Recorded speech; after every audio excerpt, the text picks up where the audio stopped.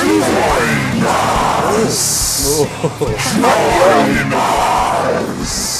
thank you. Hello, everyone. Welcome to the show. Hey, guys. No, thank you. I was specifically setting this up in the background just to get live reactions from everyone on that. That's really fucking cool, Hi dude. for that. Do you know, I'm just gonna go back the way I came. I'm not done with this. Just gonna drive across the back the bridge. But Dylan, the path has gone.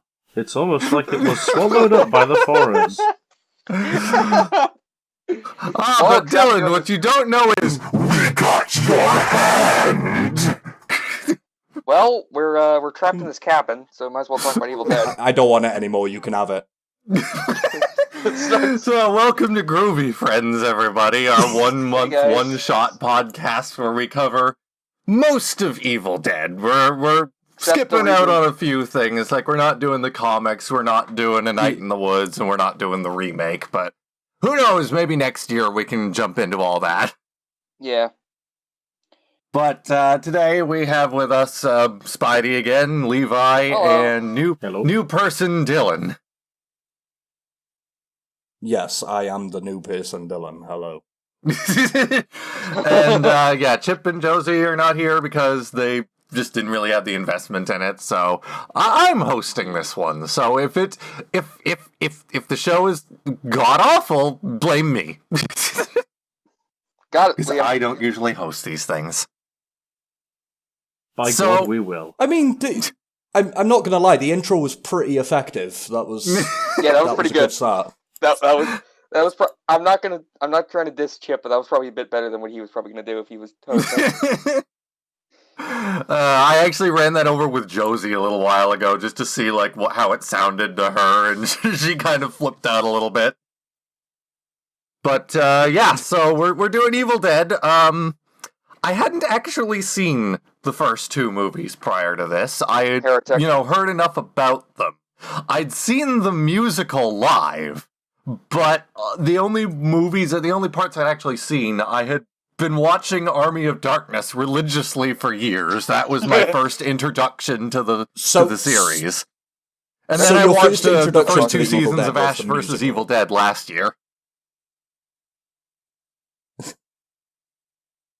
So your first exposure to this entire thing was the musical.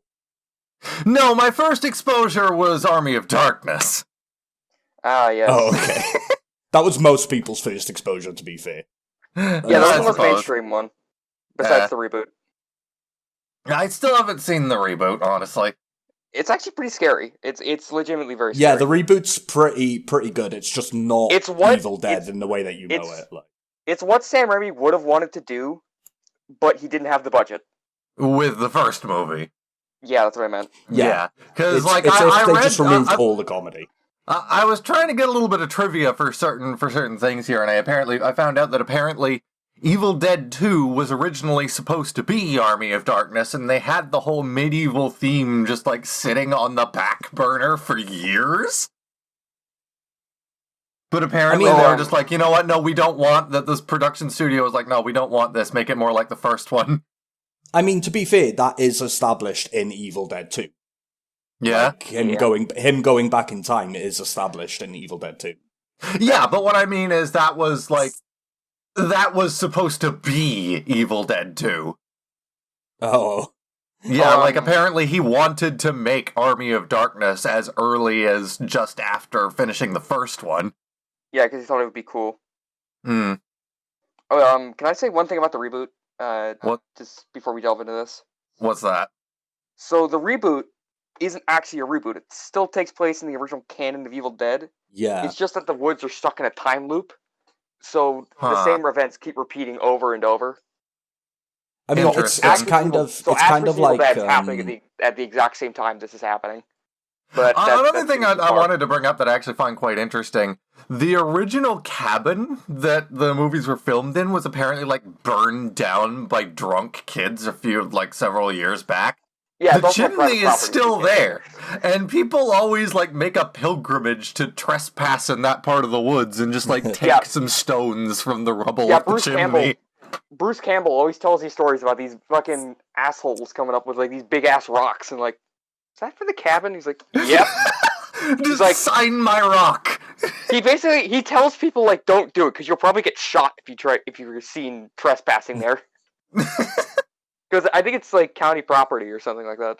Oh, okay. They had special permission to film there, but it was like, just don't go there. It's a bad idea. Yeah. So with that out of the way, shall we jump right into this? Yes. So, Evil Dead 1. Evil well. Dead 1. Yep. It looks like a '70s movie. Yeah, the first thing I have here in my notes about Evil Dead 1 is how ridiculous Ash's hair looks. Yeah, it's because he's And like. let's not forget his monobrow.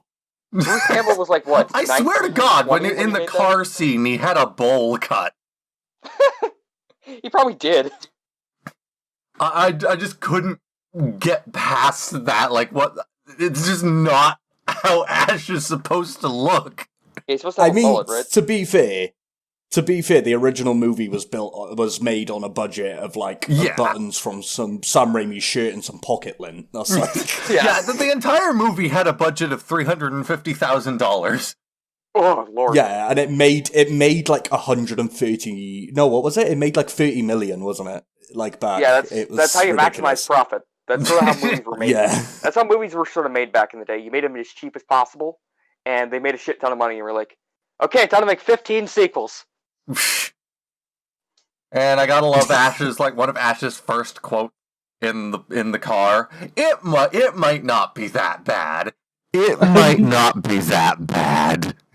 And then she immediately parrots back, yeah!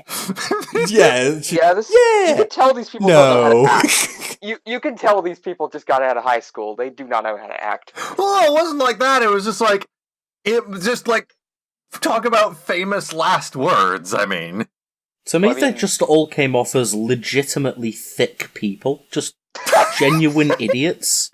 Rather than Ash bad is described acting. Ash is stupid. Yeah, Ash is been characterized as a fucking moron. Like he's just dense as a brick, especially in like Army of Darkness. Yet he still somehow gets the job done.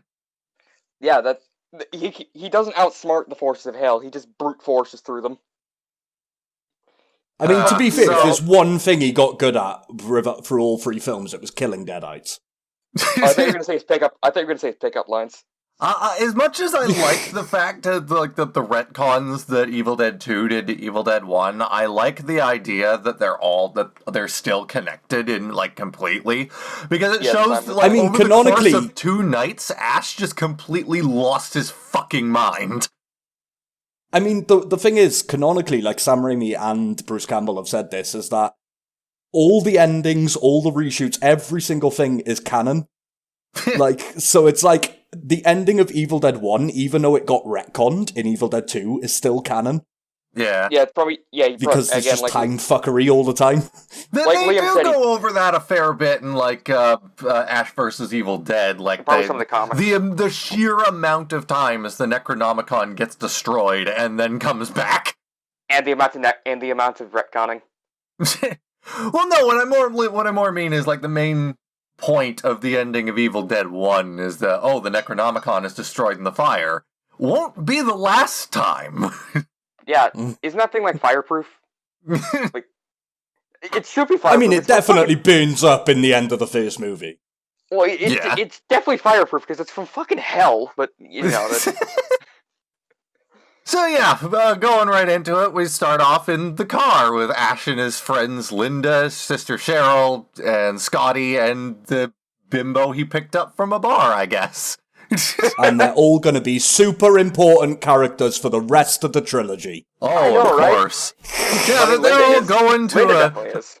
They're all on vacation or something, I don't know, and Yeah, they're going to an old cabin in the woods that Scotty neglected to tell his friends that they don't actually have permission. To any do that. form of a license No, actually, to go to. in the first one, No, in the first one, don't they specifically rent it? And then in the second one, they just broke into it? No, he says we're getting it cheap because we're not paying for it. Yeah. Oh, okay. He probably just. Though I find it weird that, like, Scotty knows exactly where the keys are hidden. Yeah, that's weird. Professor Nobi should definitely keep up security. Should definitely up the security. I just gotta love that first scene, though. Like, the majority of the humor in this movie is in the first quarter of it. Just love that scene where everyone is just standing, staring at Scotty, deadpanned by the car, while he's, like, slowly going up to the door. It's like, the keys they're up here. Yeah. Like, one, how does he know that?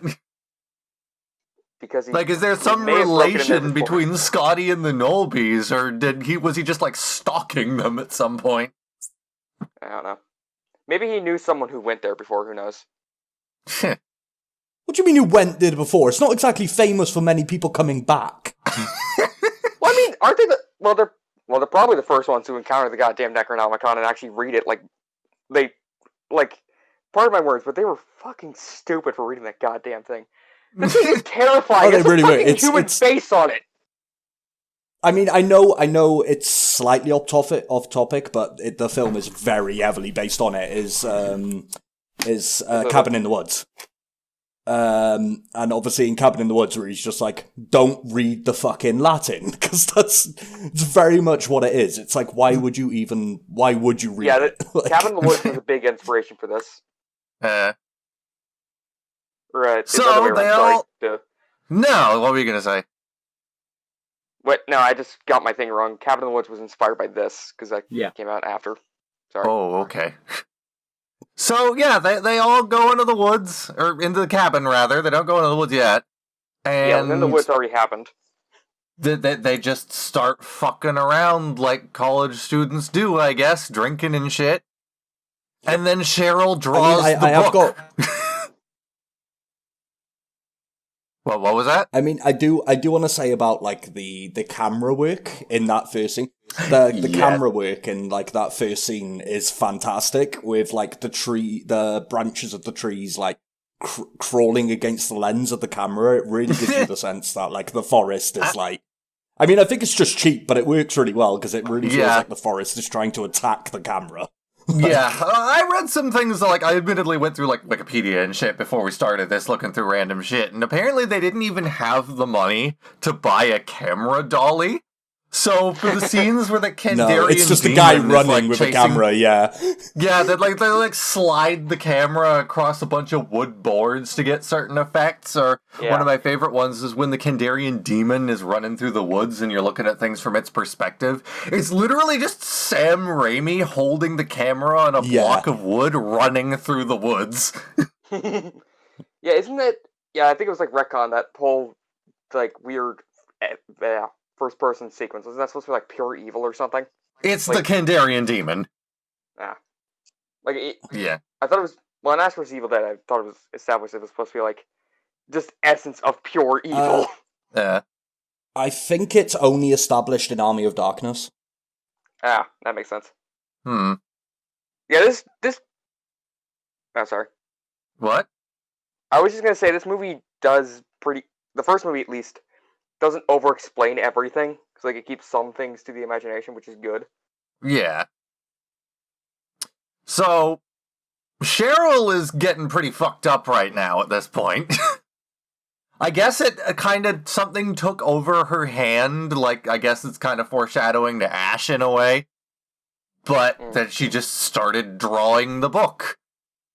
And now she has a drawing of the book. The Naturum de Monto.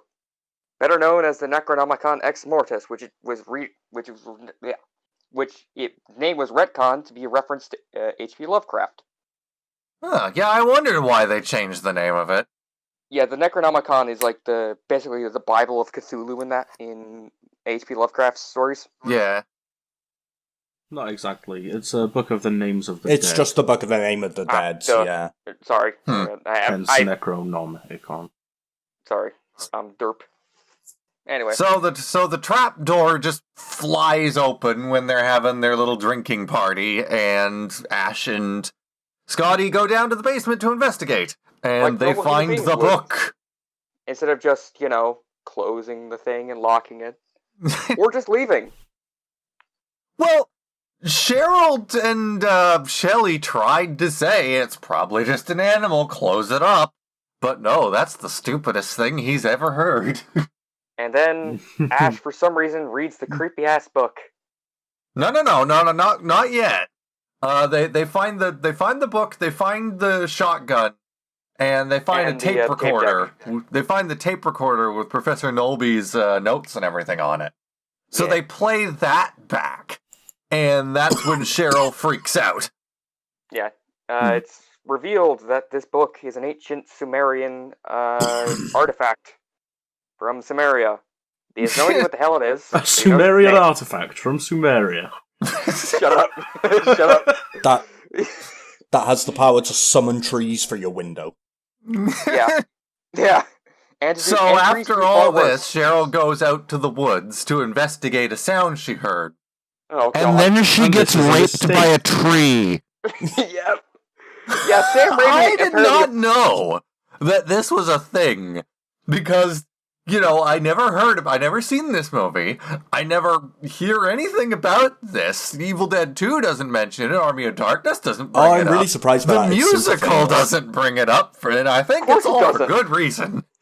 I think Evil Dead 2... I mean, Evil Dead the musical does bring it up. But does it No, a it lot... shows her going into the woods and then coming back all fucked up, but it doesn't work. the it doesn't camera, work. the stage lights black out before you see what's going on, so it's sort of left up to your imagination what's actually happening. None of that is me and left Levi to watched this interpretation together. in the movie.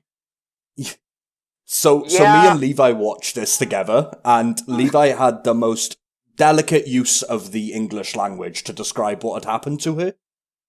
Do you want to explain what that was, Levi? Well, there's some force behind it when it's inserting itself, so she gets cunt punched by a tree. Oh my God!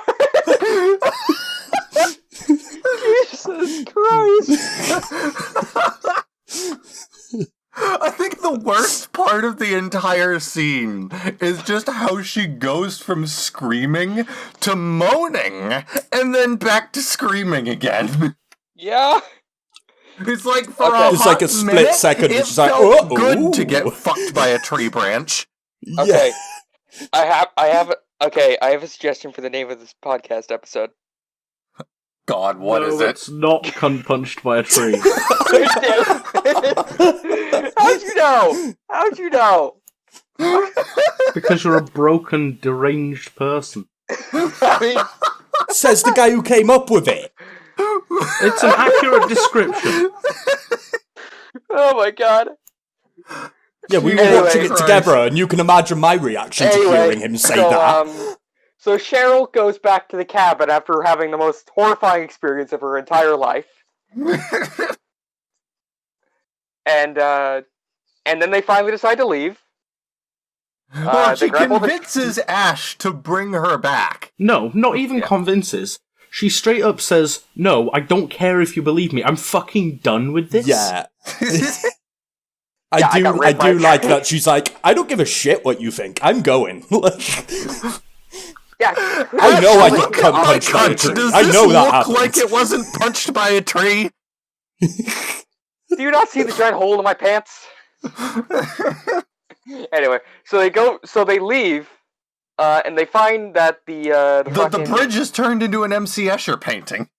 Yep.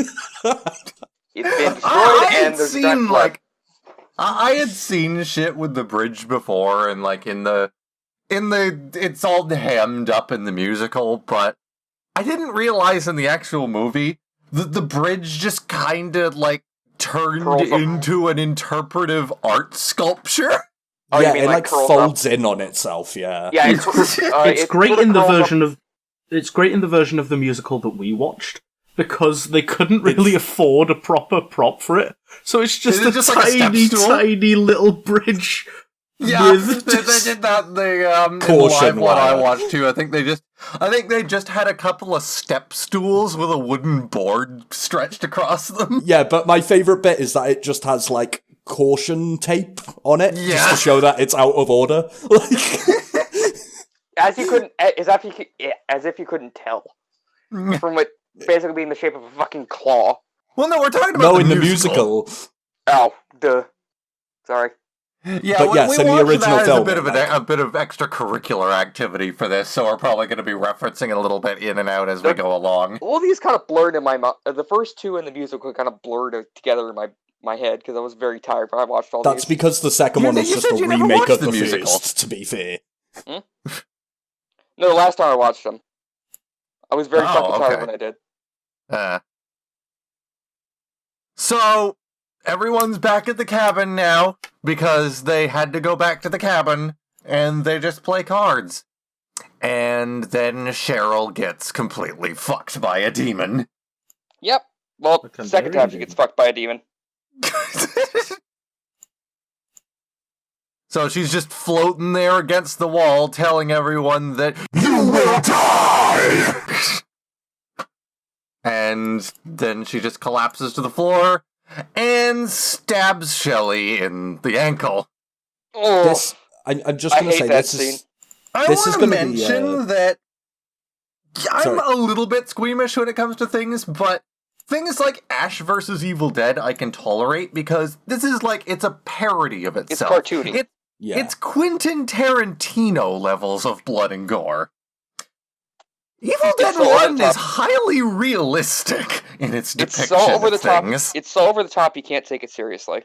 Evil then in the Dead first one, 1, it's like- apparently, in addition to the usual mix of stuff that they use for fake blood, Sam Raimi also added coffee to the mix.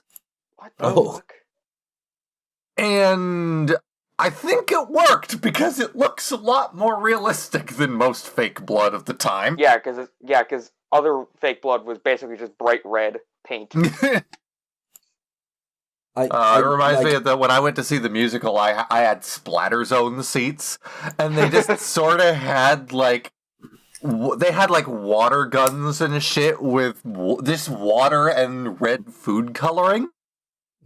And some of the fake blood they had was like almost like a sticky gelatinous like substance, but that was more attached to the props and would like get thrown out in buckets into the audience. But some of the other stuff, I was a little disappointed because I specifically wore a white shirt to that just so I could be like, hey, here's my souvenir. But it all dried bright pink. See, in a pink So shirt. it just kind of looks like my shirt got poorly tie-dyed. Okay, put the shirt on screen. Okay, I gotta make note of that. Groovy! By the way, this is going to be a very long recording session if you keep making that voice, because I have to go change my underwear every time you do. Oh, Christ. So, yeah, everyone wisens up to Cheryl's bullshit and shoves her into the cellar where she will remain for the entire rest of this movie. I do Yeah, like they that really- the Kandarian demons are meant to be like super powerful demons, and then they literally just fucking push her into a cellar. And she Yeah, can't they just don't break care. through the chains or the wooden door. I think it's more that they just want to fuck with them. I do as well, but it's still pretty funny. Yeah. Like, going along with, like, I think The Exorcist came out relatively recently around the time this did. So the demons are very vulgar, which makes sense. Oh, the Deadites just definitely want to fuck with them. That's like their entire purpose. Yeah, they're bored. That's what they're doing Yeah. this. I mean, when you've been trapped in a mirror dimension for 400 years. Yeah, and, you know, you just want to fuck with some mortals. Why not? Steal their soul, eat their soul, and then fuck with them. And just go into a different body. I'll swallow your soul! It's like fucking Lost Souls in Doom. Where they just like... So where were we? Losing Shrug my up place into in the things cellar. here. Let's see, that's all my notes for Evil Dead 1. I missed. okay. Oh yeah, I forgot to Yeah. mention one thing about the when they went into the cellar the first time. Yeah. So you might have noticed there's a Hills Have Eyes poster in the background. Oh yeah. Yeah. There's more than that. There's some There's other a lot more than they that, added but a yeah. bunch of Easter eggs. Like, they added Freddy Krueger's glove hanging Yeah. on the wall in one It of was, the places. It was sort of a callback to Hills Have Eyes, where they had a Jaws poster that was ripped up. Hmm. And then Wes Craven put Evil Dead in the first Nightmare on Elm Street, and then, the clock. Yeah. It was basically saying, yeah, Hills Have Eyes, no, that's a movie. This is real. It helped that there was another Nightmare on Elm Street movie being filmed at the time, so they just borrowed the glove from that set for a day. Yeah. I think I mean, it's even there in Ash vs. Evil Dead. I mean, I know, Jason Voorhees from Friday the 13th, he's, like, canonically a Deadite, like, the creator confirmed it. Really? Wait, really? Yeah, he's a huge fan of Evil Dead, and he just came out and was like, yeah, Jason's a Deadite.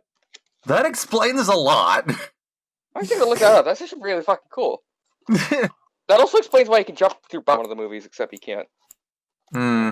I mean, I wouldn't take too much, a different series, but Friday the 13th gets very, very fucking messy as it goes on. So, Yeah. Wasn't They there don't one care. where Jason's just in space now? yeah. That one's great. That's the best It one. is actually Not one even of the gonna lie. better ones, ironically. It's really fucking funny. Oh, It's like God. Leprechaun 4 in space. Yeah. Didn't they just make Where, another Leprechaun movie recently? I think Yeah. so, but they tried to make it, like, straight up horror, and it just doesn't work. They tried to make it like the new Halloween movie, where it's a sequel to the original and ignores all the other sequels. Hmm. Whereas, like, Also- Evil Dead's great, because you don't have to explain yourself. You can do whatever the fuck you want, and it just happens, except it Yeah. does. Yeah. Like Crash Bandicoot 4 that we've recently been playing on the channel. Oh, I haven't played it yet. I don't want to know. I was just gonna say one thing. In Leprechaun 4, the leprechaun comes out of a dude's dick like a face hugger or a chest burster. Oh, yeah. Ah. Yeah. It's It's a so horrible fucking movie. hilarious. I didn't need to know that. it's I didn't need that imagery in my head. you did that. Ah. You did. Anyway, Evil Dead. Yes, we're not doing Leprechaun. We're gonna do that for St. Patty's Day though.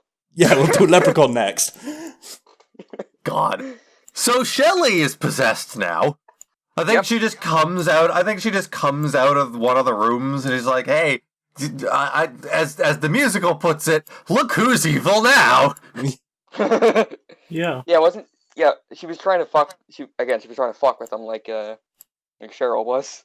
Yeah. Oh, she's definitely trying to fuck with him. Like, she's trying to make him go mental. Like, Yeah. I mean, doesn't that But- basically happen at the end with Ash? Unfortunately for her, doesn't really work on Scotty, who completely dismembers her with an axe. Her still quivering body parts shown very clearly all over the floor now. I mean, Ugh. to be fair, as cheap as the movie is, the practical effects are amazing. Yeah, it's Oh, not like yes.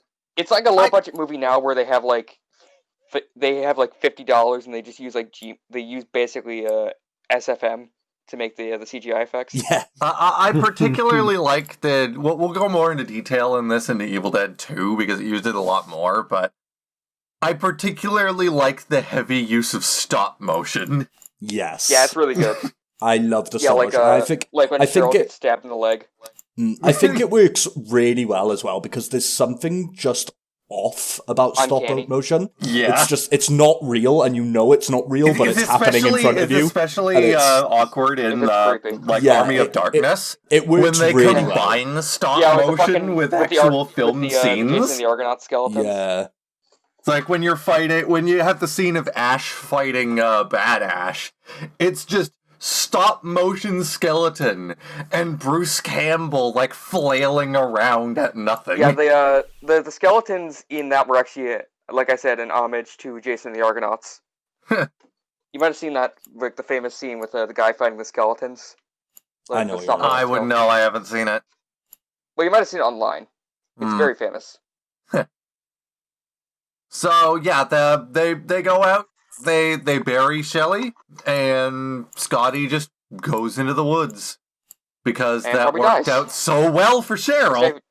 Yeah, I think he goes to try and find help. No, he's trying to find another way out. Have they Yeah, already help. established at this point that the woods can just make the paths disappear? No, that Okay. wasn't established until 2, I think. Right, okay. Yeah. Oh, in this movie, the only thing the trees can do is rape. And probably fall over. Yeah. And scrape So, along the camera, you can't forget that. You know, it's hilarious too. I found another little bit of trivia is that like when people on set first restart. Sam Raimi started using Dutch angles, and everyone on the set lost their fucking minds. Yeah. Because I guess it was just so uncommon for movies like this at the time. How do you describe a Dutch angle? Let me look up a definition. It's You tilt the camera a bunch. Yeah. Okay. Yeah, it's And it's the supposed to Dutch give angle. The Dutch angle, also known as a Dutch tilt, candid angle, or oblique angle, is a type of camera shot which involves setting the camera at an angle on its roll axis so that the shot is composed with vertical lines at an angle to the side of the frame, or so that the horizontal lines of the shot is not parallel at the bottom of the camera frame. So it's just like I think it was, tilting the camera, basically. I believe the Okay. the technique is supposed to like make you uneasy because it's like It's sort of supposed to make subconscious. you uneasy. Evil Dead doesn't have this problem, but a lot of films did at the time when Dutch angles were becoming really popular. Was that a lot of films definitely overused Dutch angles? Yeah, where every Yeah. other shot was just a Dutch angle. Yeah. So Sam Raimi knew when to use it, but he also he more used it for comedic effect than he did Yeah. for making things I mean, uneasy. to be fair, he also went much further than a Dutch angle. He did a full fucking 360 angle. It's like, Yeah, like when Ash gets thrown into the log. yeah, like some of the cinematography in those films are fantastic. To be fair, Yeah. Yeah, I think the cinematographer from like the second and third one, I think, worked on Spider-Man. yeah, I know a lot of the guys who worked on the Evil Dead trilogy came back to help Raimi with Yeah, Spider-Man. because I fucking love that guy. He's great. He is Legitimately, great. He seems like a really nice guy. Apparently, Sam Raimi and Bruce Campbell knew each other since they were kids. Yeah, Yeah, that's they've been working on movies since like high school, I think. Yeah.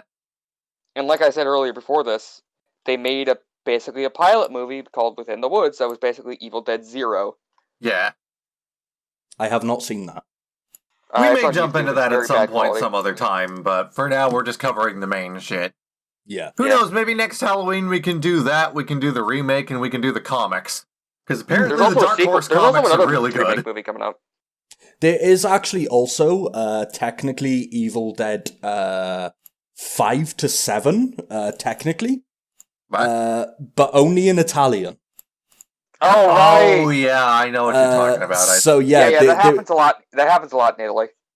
yeah, so it does happen a lot in Italy, but the Italians basically really liked Evil Dead and just continued it I think it was something like without permission. I think it was something like the Italians, like their copyright laws are different there or something. Yeah, they can just basically take a film franchise and just make a sequel to it without Yeah, there was like permission. they made like a third Texas Chainsaw Massacre movie before it even happened. It was like yeah, but there's some like shitty 7. slasher movie from the 60s.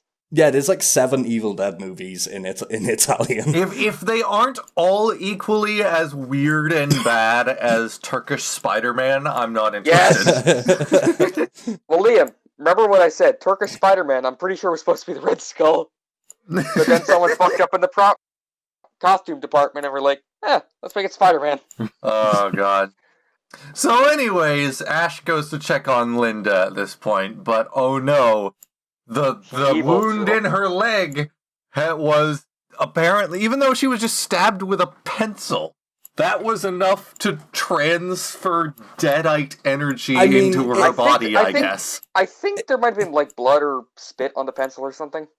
Don't try and explain it. The Deadites have, like, there's no explanation behind it. The Deadites She decide got- that you're controlled and that's In it. one of the Yo, comics, there's just a glowing orb that immediately turns you into a Deadite if you touch it. There's I mean- no fucking rules. They just I mean, decide also you're a the- Deadite now. That's it. I mean, also to be fair, she could have just been like possessed by another Deadite spirit that came out from because I don't know if everyone's supposed to, but I the like how Book you're of the Dead is still basically trying to the Book of the Dead rationalize is a hell portal. Like that's the whole point. Like it's a hell portal.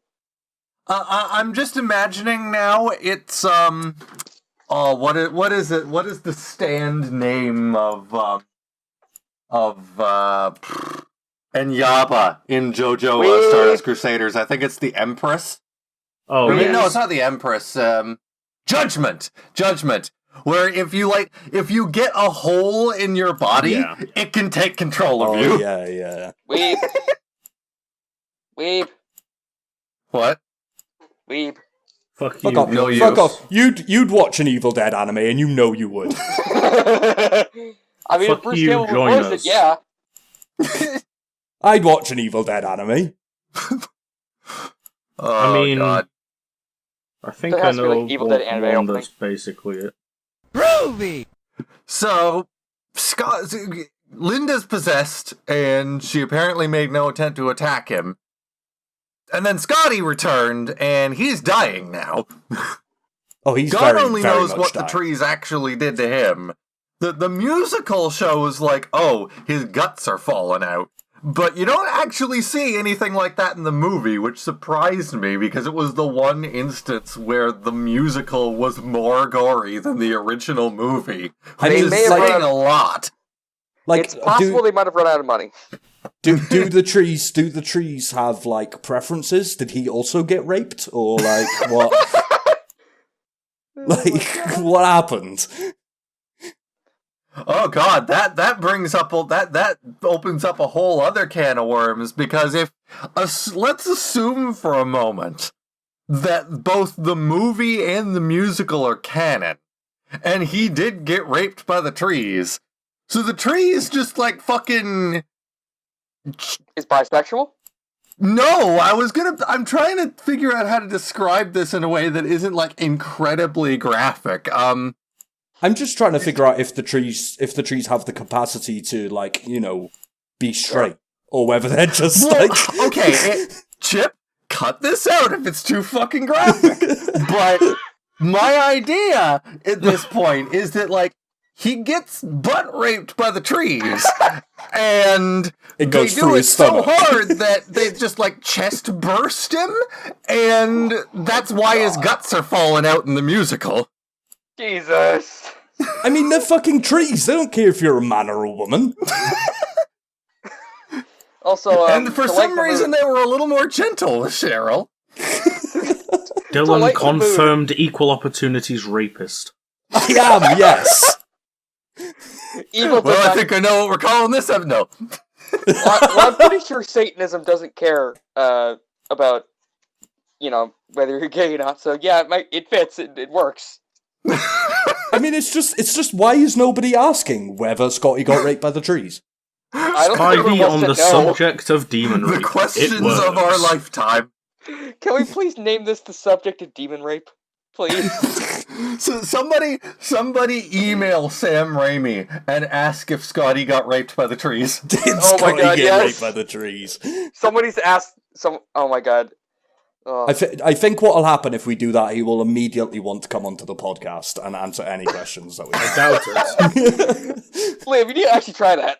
I would absolutely. I'll be fucking down, email Sam honestly. Raimi. Like, I'll we've email had Sam Greg Raimi and ask him if Fortescue on the Scotty got Gathered raped by the Friends trees. podcast. So. Oh. Oh my lord. Anyway, I present you Evil Dead anime in the chats. Oh no! What? Oh. Which chat? I'm Which one am I sorry, where are looking we at? looking? Recording Uh, camera? Recording general. I guess this needs to go on screen now. This is real. This is real.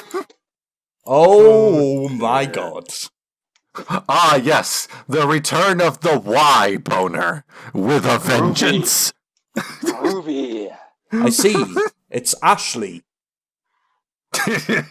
Ashley J. Williams. Yes. Wait, yeah, we really? forgot to yeah, that's his name. Also, we forgot to mention, yeah, Ash's real name is Ashley. No, I'm on about the fucking anime. What's that about? That's just What's- the company who they just do that with horror figures. They just make gender bent versions of characters? What's that about? Yes, because they can. There is a lot of money in it. So Sure. with Scotty dying on the couch, Cheryl and Shelly start fucking with Ash, trying to say, "Hey, we're all good now. We're fine. We're fine." And then Ash almost gets dragged down into the cellar. Yep. We're fine now. We're fine. We see Clearly. later in Evil Dead 2 what happens when you get dragged into the cellar. Yeah. And the remake, and I would much rather the Evil Dead 2 version, to be honest. And Ash vs. Evil Dead. Yeah. So this is where some inconsistencies start happening, because Linda runs out of the cabin and Ash locks her outside, but she comes back in and Ash ends up stabbing her with the Kandarian dagger. But in Evil Dead 2, he just straight up decapitates her with a shovel. Yep. That's a sharp fucking shovel, by the way. It's an Either entrenching that tool, or not he's a just shovel. really strong with it. It's an entrenching tool, not a shovel. Get it right. Oh, I'm sorry. No, it's fine. So in this continuity, Ash couldn't force himself to dismember Linda, but Yeah, because he still so loves he just her. buries her. So does that mean in Ash Army of Dark Evil Dead 2 he doesn't love Linda? He just fucking cuts her Yes. head off. He doesn't love Linda, he just loves the Deus Ex Machina fucking necklace that's around her fucking neck. I heard Bruce Campbell talking about the what they originally wanted to do.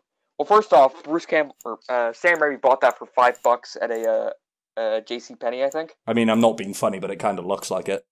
It's a piece of shit. Yeah, they even know it's a piece of shit. But it was supposed to basically he was supposed to when the sun comes up and melts the Deadites. Hmm. He was supposed to use it to magnify the light through it to burn the book. Yeah, I was But that going to was too say, expensive. it kind of They almost burned down the seemed... cabin when they almost did that. There was actually no reason for it to be a magnifying glass. Yeah, they almost burned down the cabin when they tried that. So they Oh, no. So they just cut it. I mean, to be fair, they only had $30 left by the end of the movie. Yeah, apparently As by if the the end of movie cost filming, they were $30. all living in this cabin together. Yeah, it was also a shithole. There was no the actors were. There was no uncomfortable. running water and no electricity. There was only a And phone line. and obviously no air conditioning. So, you Yeah. ever see sweat on Ash or Bruce Campbell in this movie? That's real sweat. He's sweating his balls off in that cabin. I do just have to say that I really appreciate the fact that Bruce Campbell put 200% into these movies. Yeah. He genuinely Yeah, put his body on the Even line if he for these can't films. act, he still tried.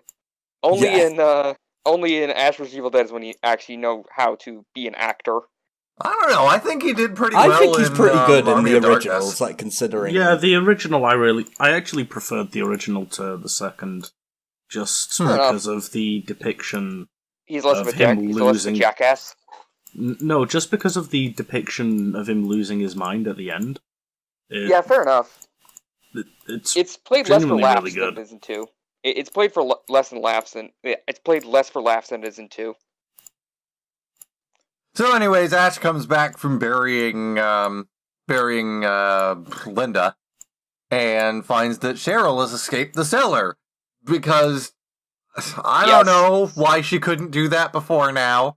Wait, are we just skipping past the part where Ash gives dead Scotty some water? Oh yeah. yes. It's like he's just completely in denial that Scotty's dead, and it's like, yeah, you're gonna be fine, buddy. You're gonna be fine. Yeah. He just has his eyes open on the He's fucking not couch. fine. Dead. I mean, it's So, a great yeah, scene. It really is. Cheryl's out of the cellar now. I don't know Yeah, why she that's- couldn't do that before, but whatever. So Ash gets the shotgun, and he shoots her. And then he goes down into the cellar to look for more shells. And then there's blood everywhere. There's just coming out of the walls and shit now. Oh yeah, because the cabin's alive, isn't it? Yeah. Is this Evil Which Dead wasn't 1? really, made completely apparent until the second movie, where they made no... They really didn't leave anything to subtlety there. Yeah. It's sort of like the aliens type thing where it's like you explain more in the sequel. That sort of makes Yeah. sense. Except Yeah. it doesn't in Evil Dead's context, because it's like, but what? Because I think in this they establish like you either cut the limbs off the Deadites, or you bury them, or you set them on fire. Only the first one happens in any other movie, because the other two don't happen until the fucking remake. Yeah. Yeah. So, for the climax of this movie, Scotty is now a Deadite as well, and then Yep. Cheryl comes back, and they're all fighting, and Ash just decides to throw the Necronomicon into the fire, because I don't know how he would have known any connection between that and the being of the Deadites, but I mean, sure, what else are it you gonna works. do? I mean, as Yeah, well, the creepy it ass book with a is- fucking face on it. it's also fucking painful to watch him try and grab that book with that necklace. Yeah. Yeah. Was Cheryl standing over him, constantly, like, beating him with this fire poker? Yeah, why don't they just stab him? Because again, they want him to suffer. Like they've emotionally Mission accomplished.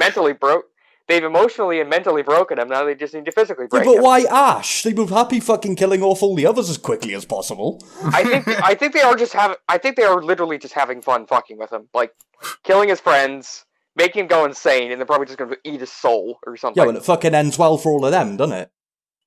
Yeah.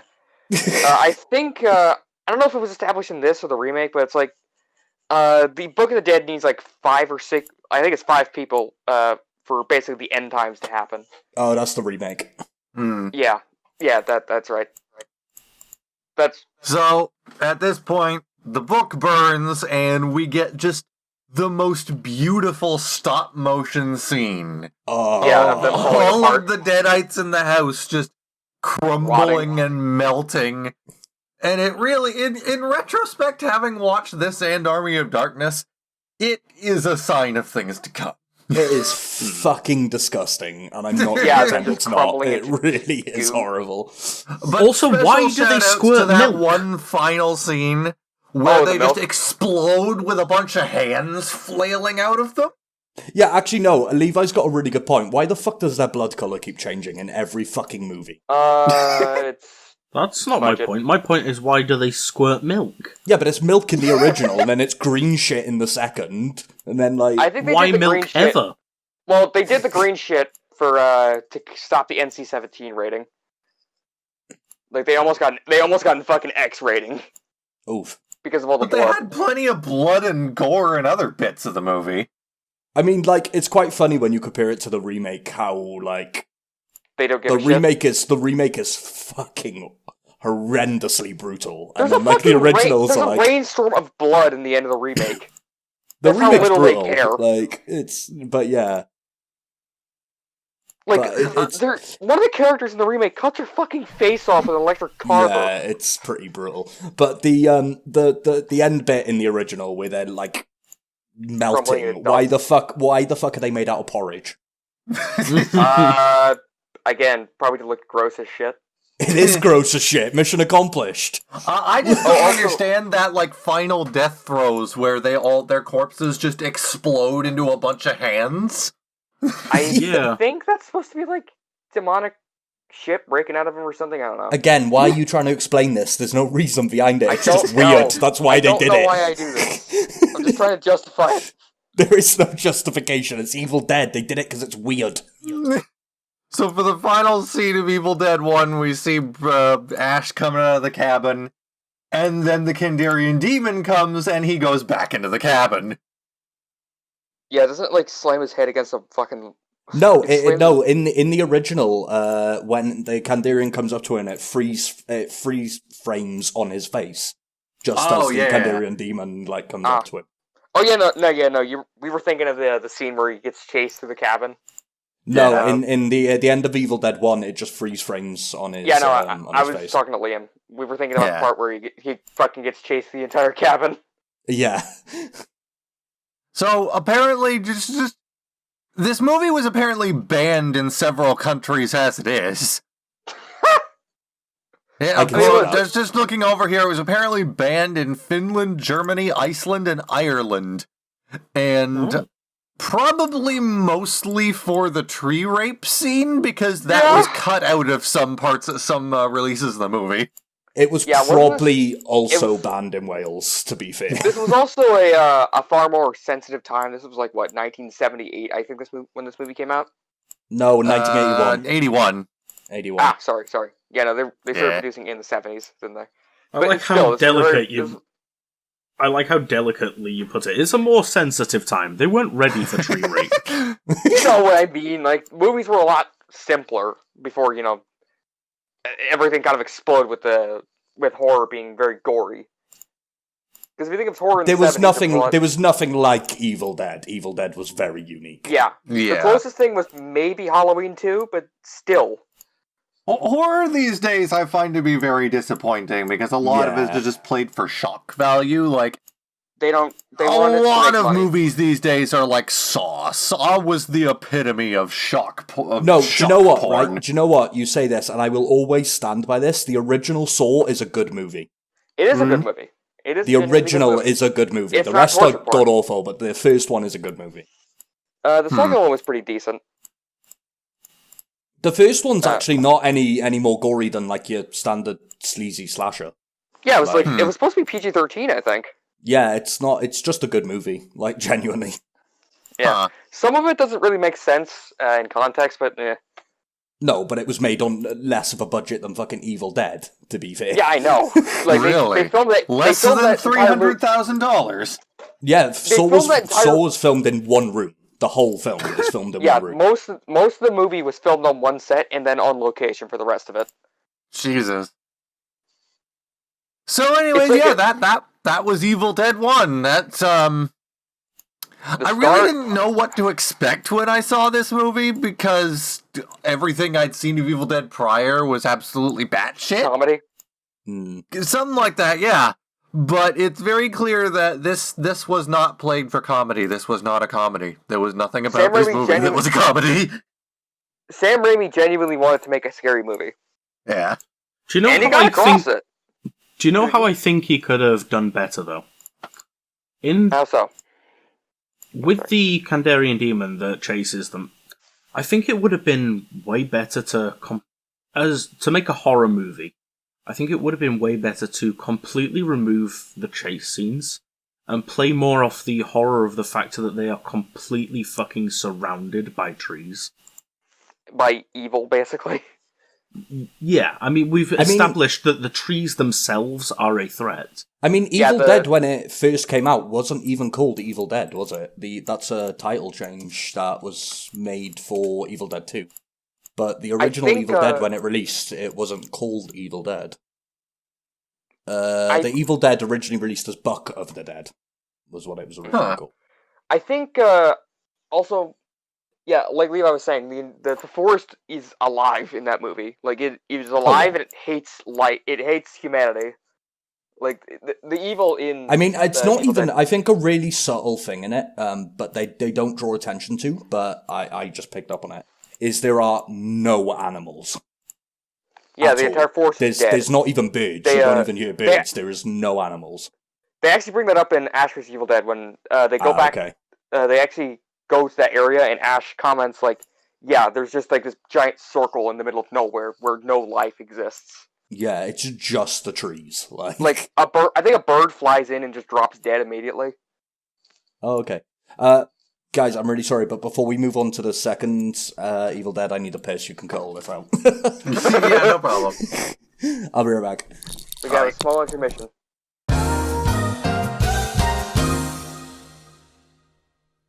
And speaking of Evil Dead, we're now moving on to Evil Dead 2.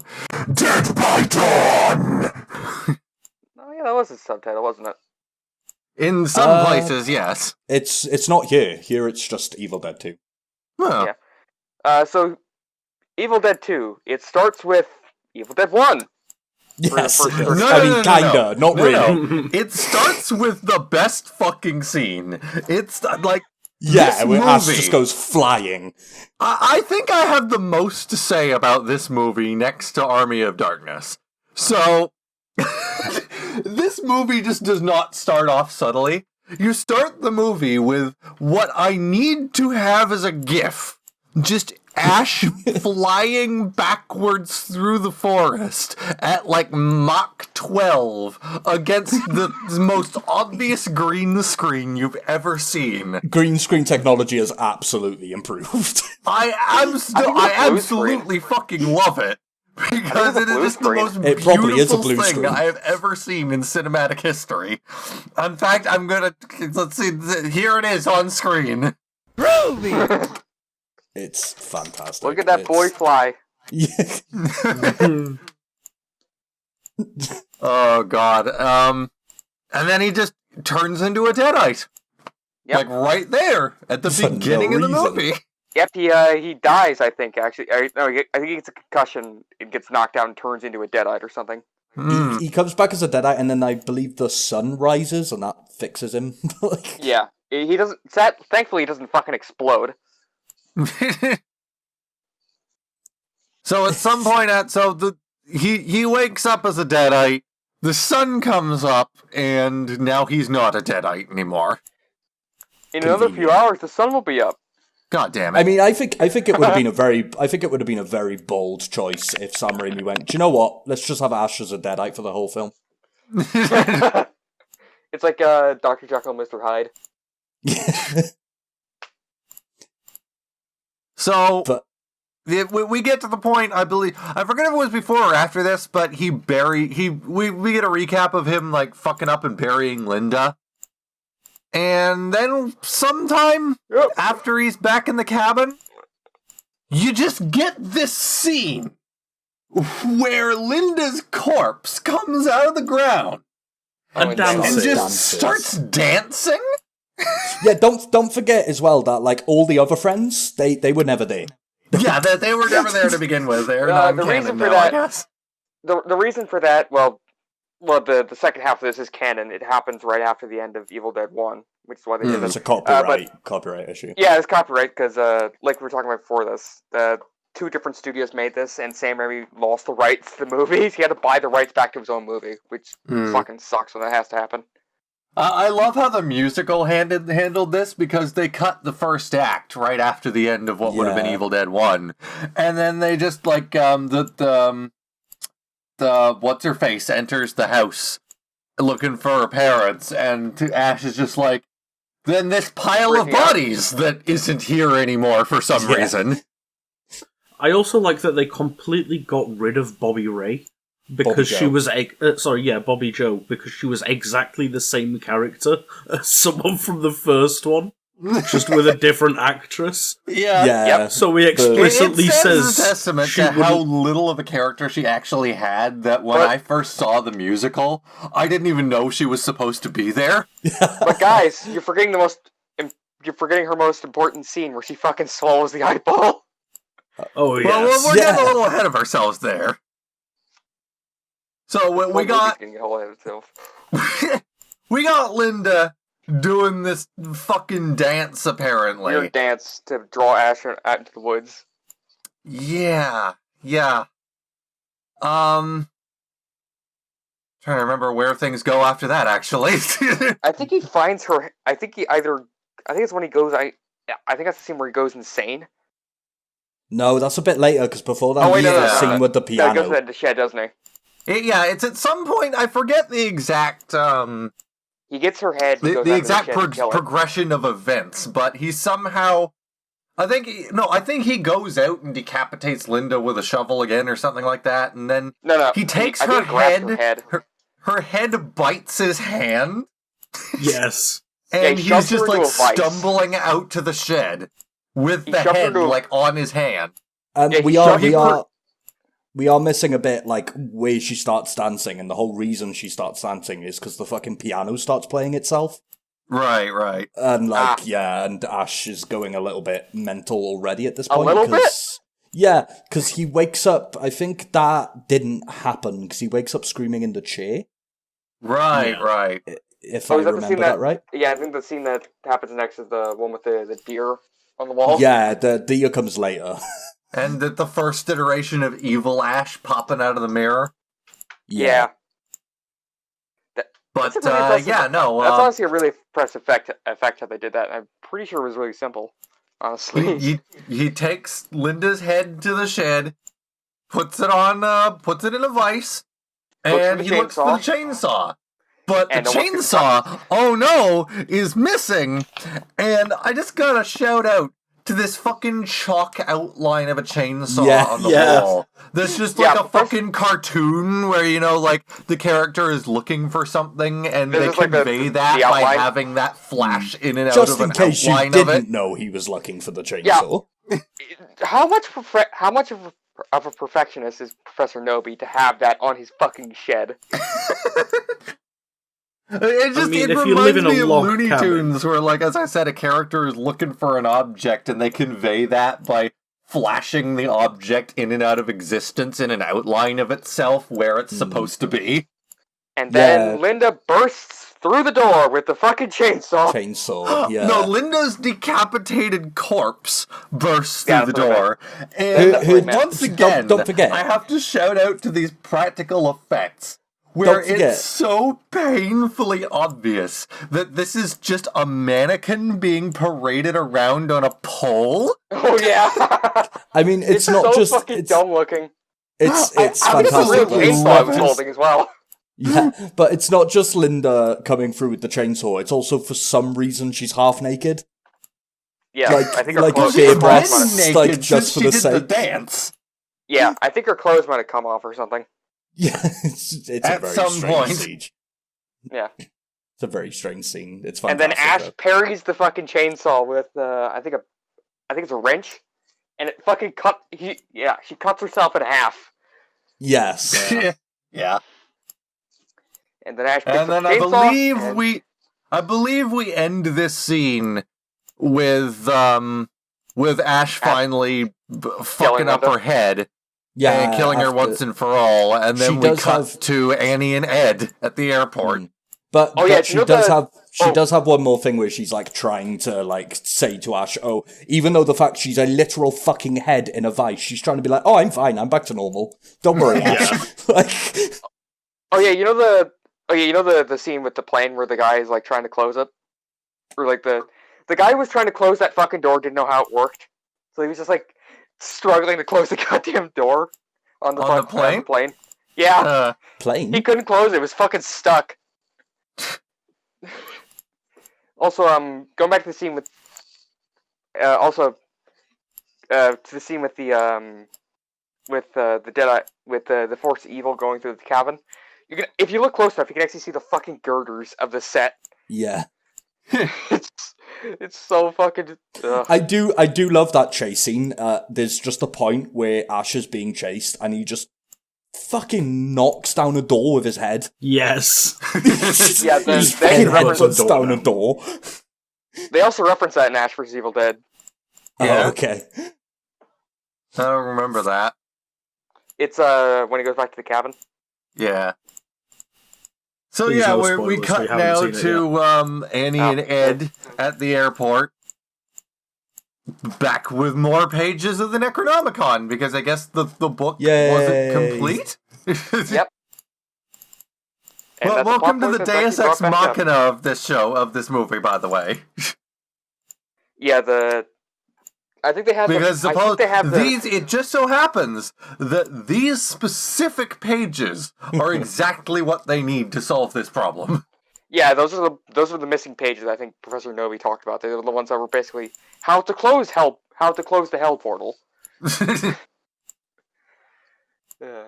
So that they're trying to drive back to the cabin because it belongs to their parents, Professor Nobi and Henrietta Nobi.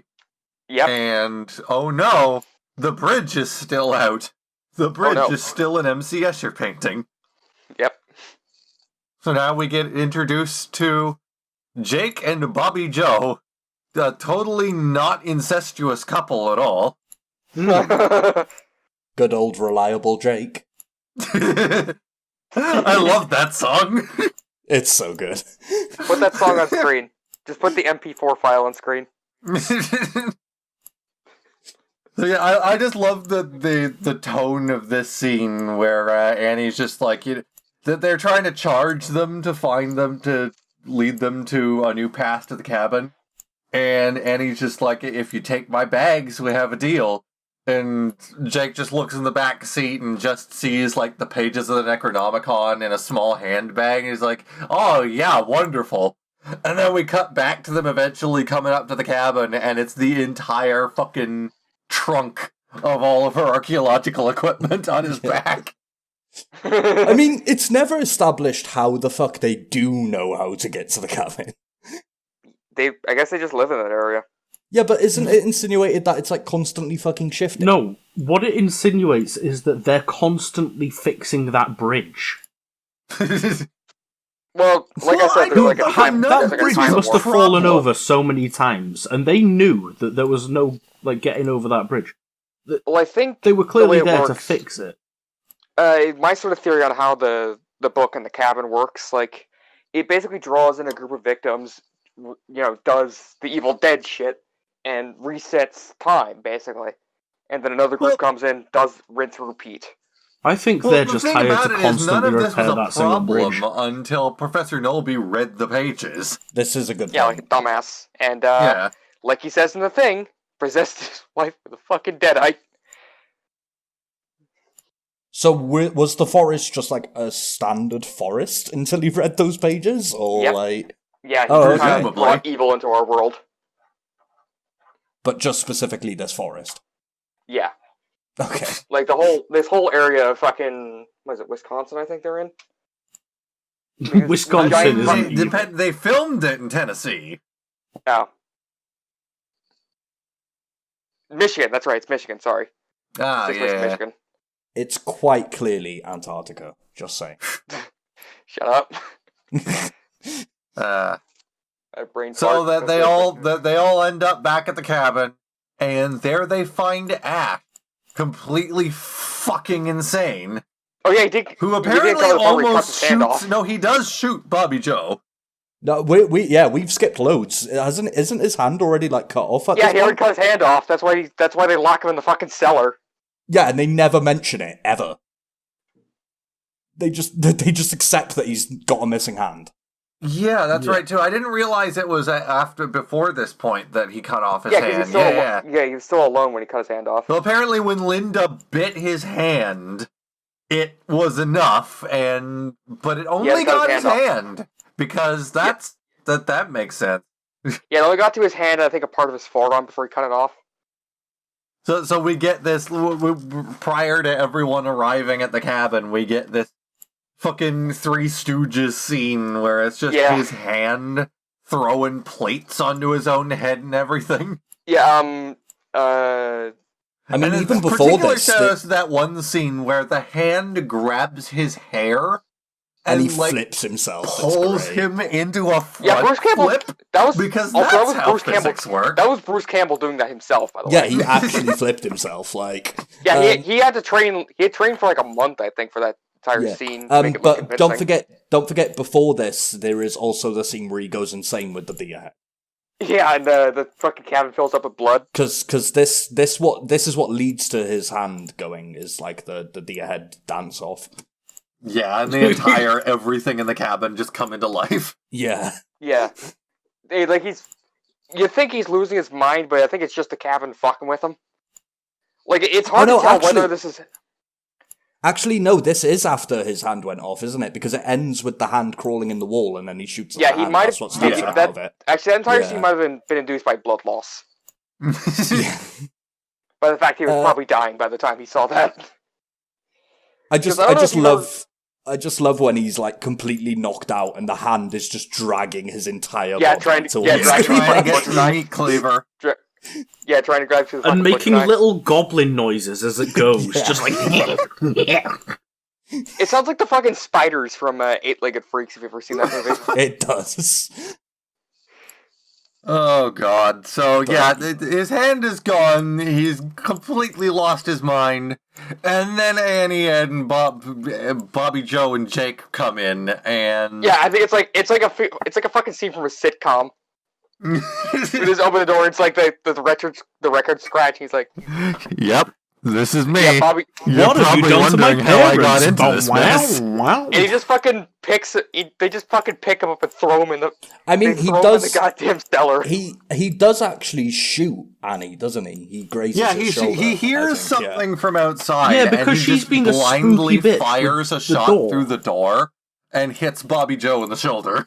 That's right. Yeah, That's what breaks him out of it. That's what breaks him out of his fucking mental dance off. Yeah, because he realized, oh yeah, these are normal people. They can help me.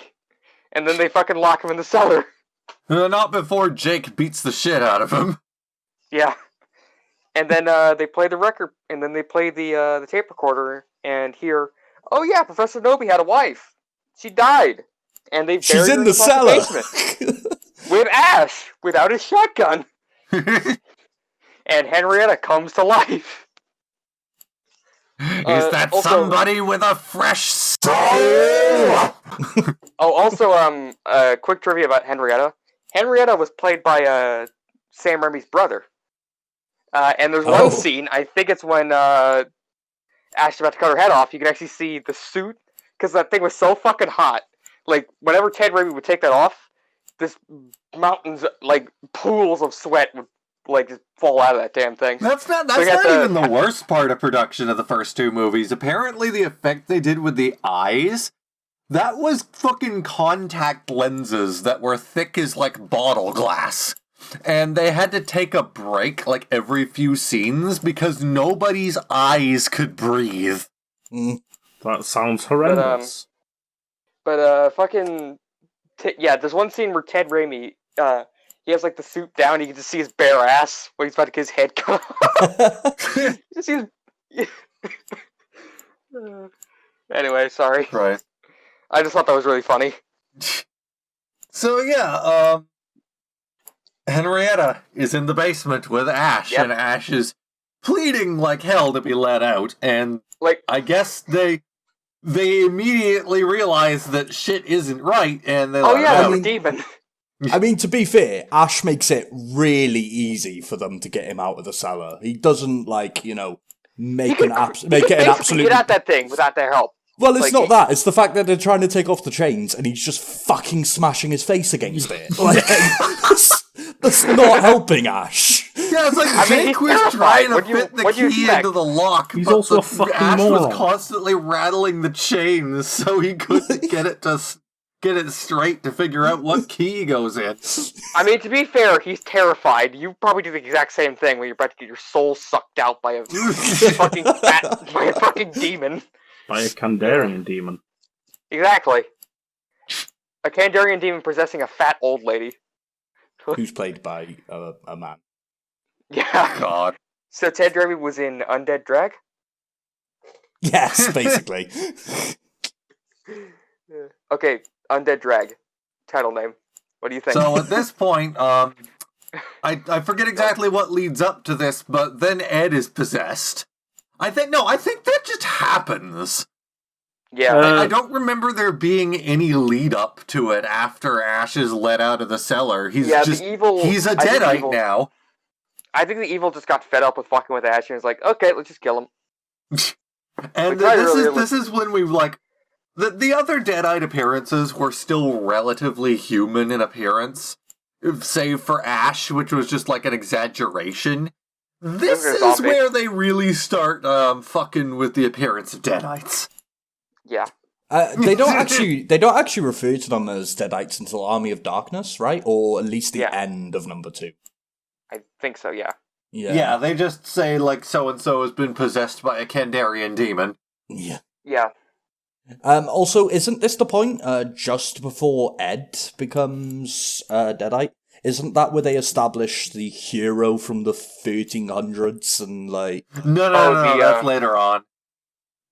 Oh, Yeah, It's no, that's after they later on find when that- she's, that's after everyone is already dead and they're trying to figure out how to That's read the when pages. she's translating the pages, yeah. Yeah. yeah. Okay. I And, will say though, like just to get this out of the way now, I had no idea going into this that there was actually a picture of Ash in the book. Yes. I mean, didn't they do the same thing in Ash vs. Evil Dead? I don't think so. They did. I swear they did. Like, they had the fucking him with the boomstick and the chainsaw arm, the Hefe. I don't know about that. Me and there, Levi haven't yeah. seen Ash versus the Evil Dead, by the way, so try not to spoil too much. I'm not trying to spoil too much, sorry. I've only seen the good. first 2 seasons myself. I never got around to finishing season 3. Season 3 probably is like the second best season. It was just really shittily marketed. No one knew about it.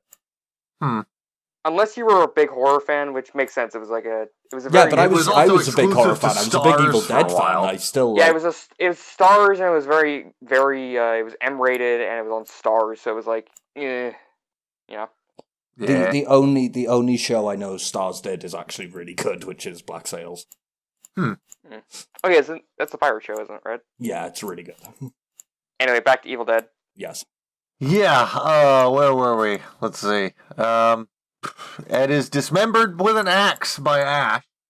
Yep. I'm trying to remember, was it this or was it the first one where it was like you see the body parts quivering on the floor? Was that the I think that's Evil just Dead all one, of or was them. that this? I think that's just What all if of both? them.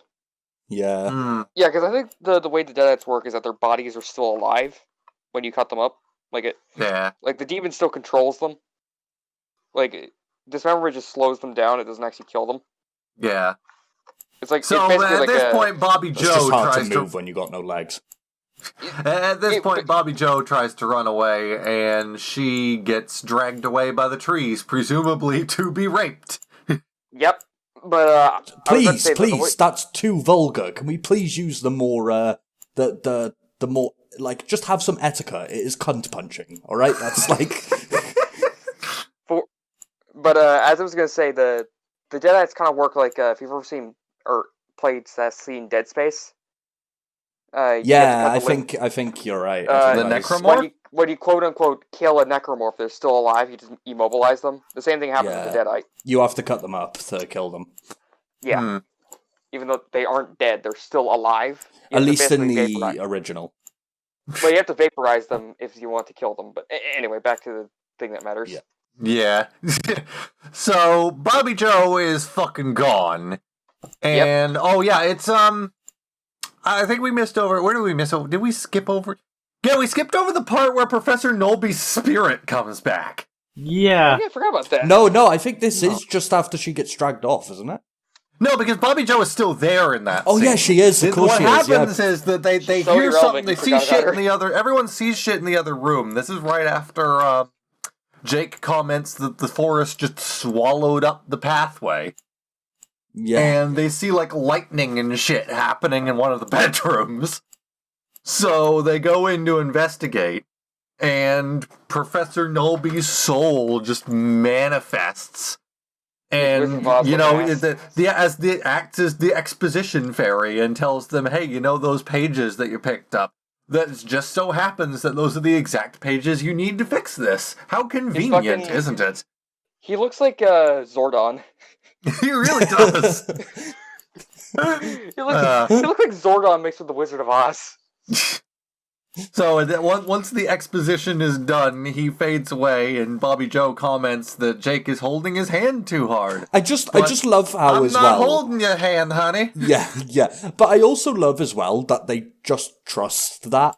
That like it's not a trick. It's just this is real. It's not like we've been fucked over by the Deadites Yeah, it's before. totally not a demon trying to fuck with us. It's not like this could be, another.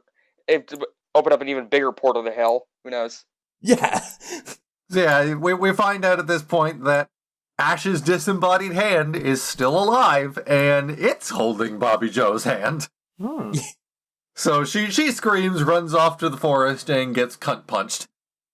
Yes, So does she the hand. does. No, the hand is still around somewhere, I think. Yeah, But I think it just crawled off into the woods. But at this point, Yeah, the hand's still out there. Jake's, Like, Does it Jake's flip off gotten- sorry. No, I was just gonna say at this point, let's see, Jake's gotten just fucking fed up with everything, and it's like, we're going out there, we're going to find Bobby Joe, and I'm gonna shoot y'all if you don't do it. He also Then he goes and don't forget, throws he all also the pages he puts of the the pages Necronomicon into the cellar. Yeah. And they get dragged into the cellar. No, not yet. Yeah, Jake throws the pages of the Necronomicon into the cellar, and they set off out into the woods. But don't worry, Ash activates his super form and turns into a Deadite to save everyone, I guess. Because that's basically what's happened here until he turns to try and kill Annie.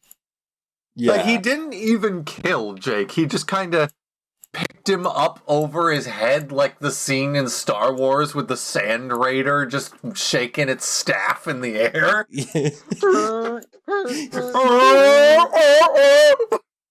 They might have been trying to reference that, who knows. I am Sam not Raimi's doing a that fuck- because I live in a block of flats and I am not shouting that loudly. Like a fucking traitor. Yeah. No, man, you gotta do your best seal call.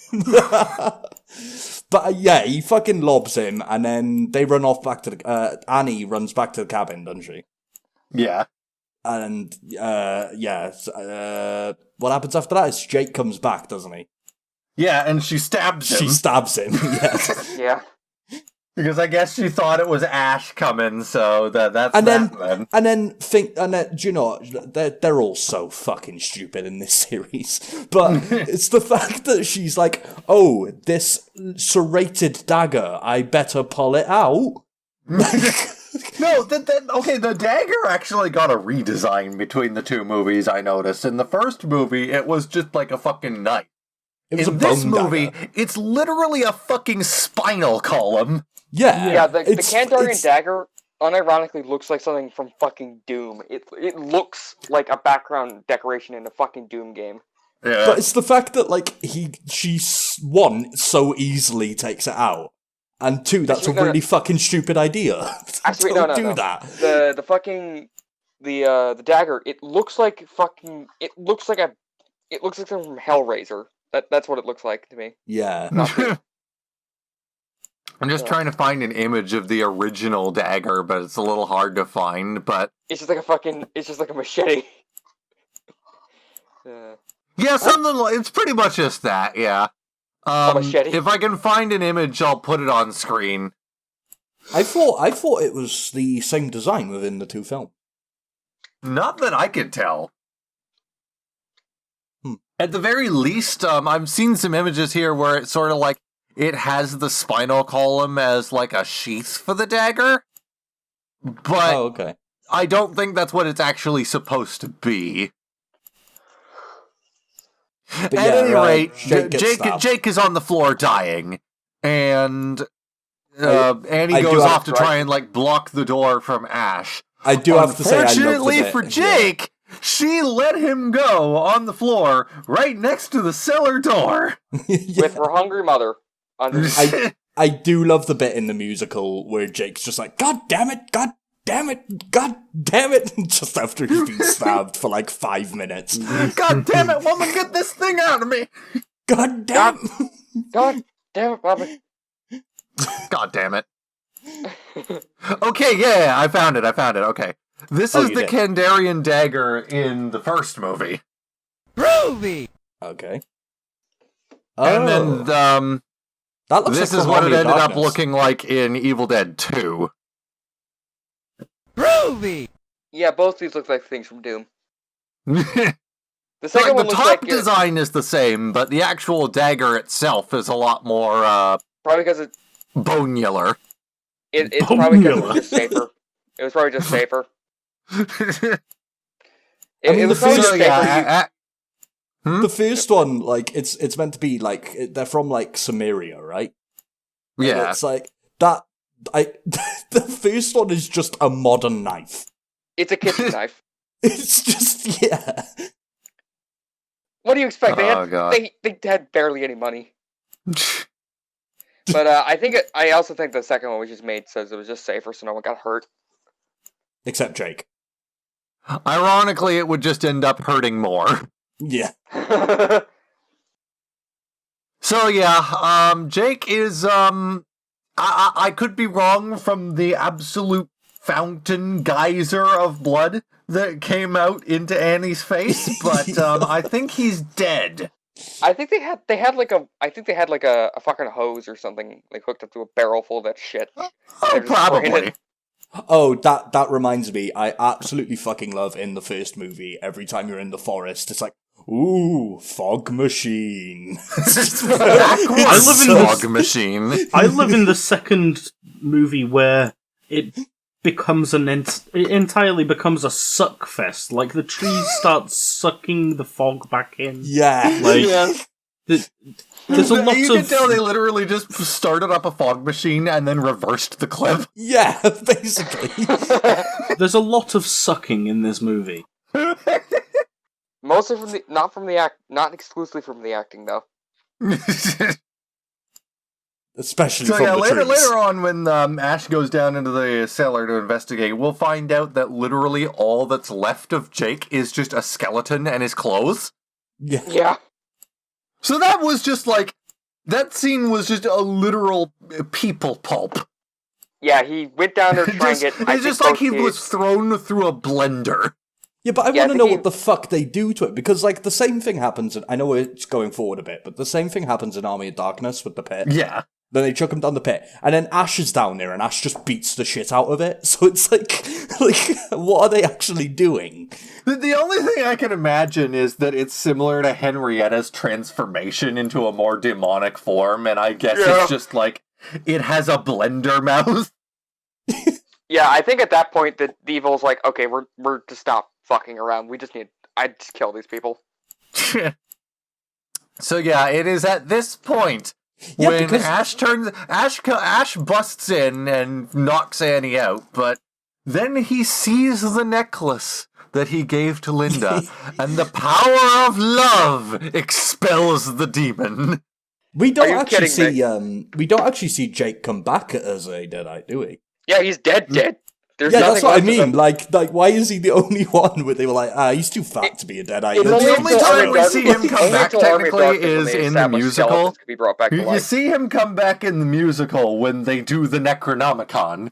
It's only in the Okay. Army of Darkness when it's established that skeletons can be brought back to life as well. Yeah.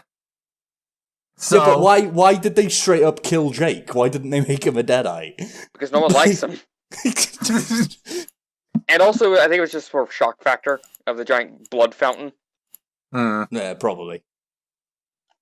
So Ash is back to normal, and he has to apparently beat some sense into Annie before she realizes he's back to normal.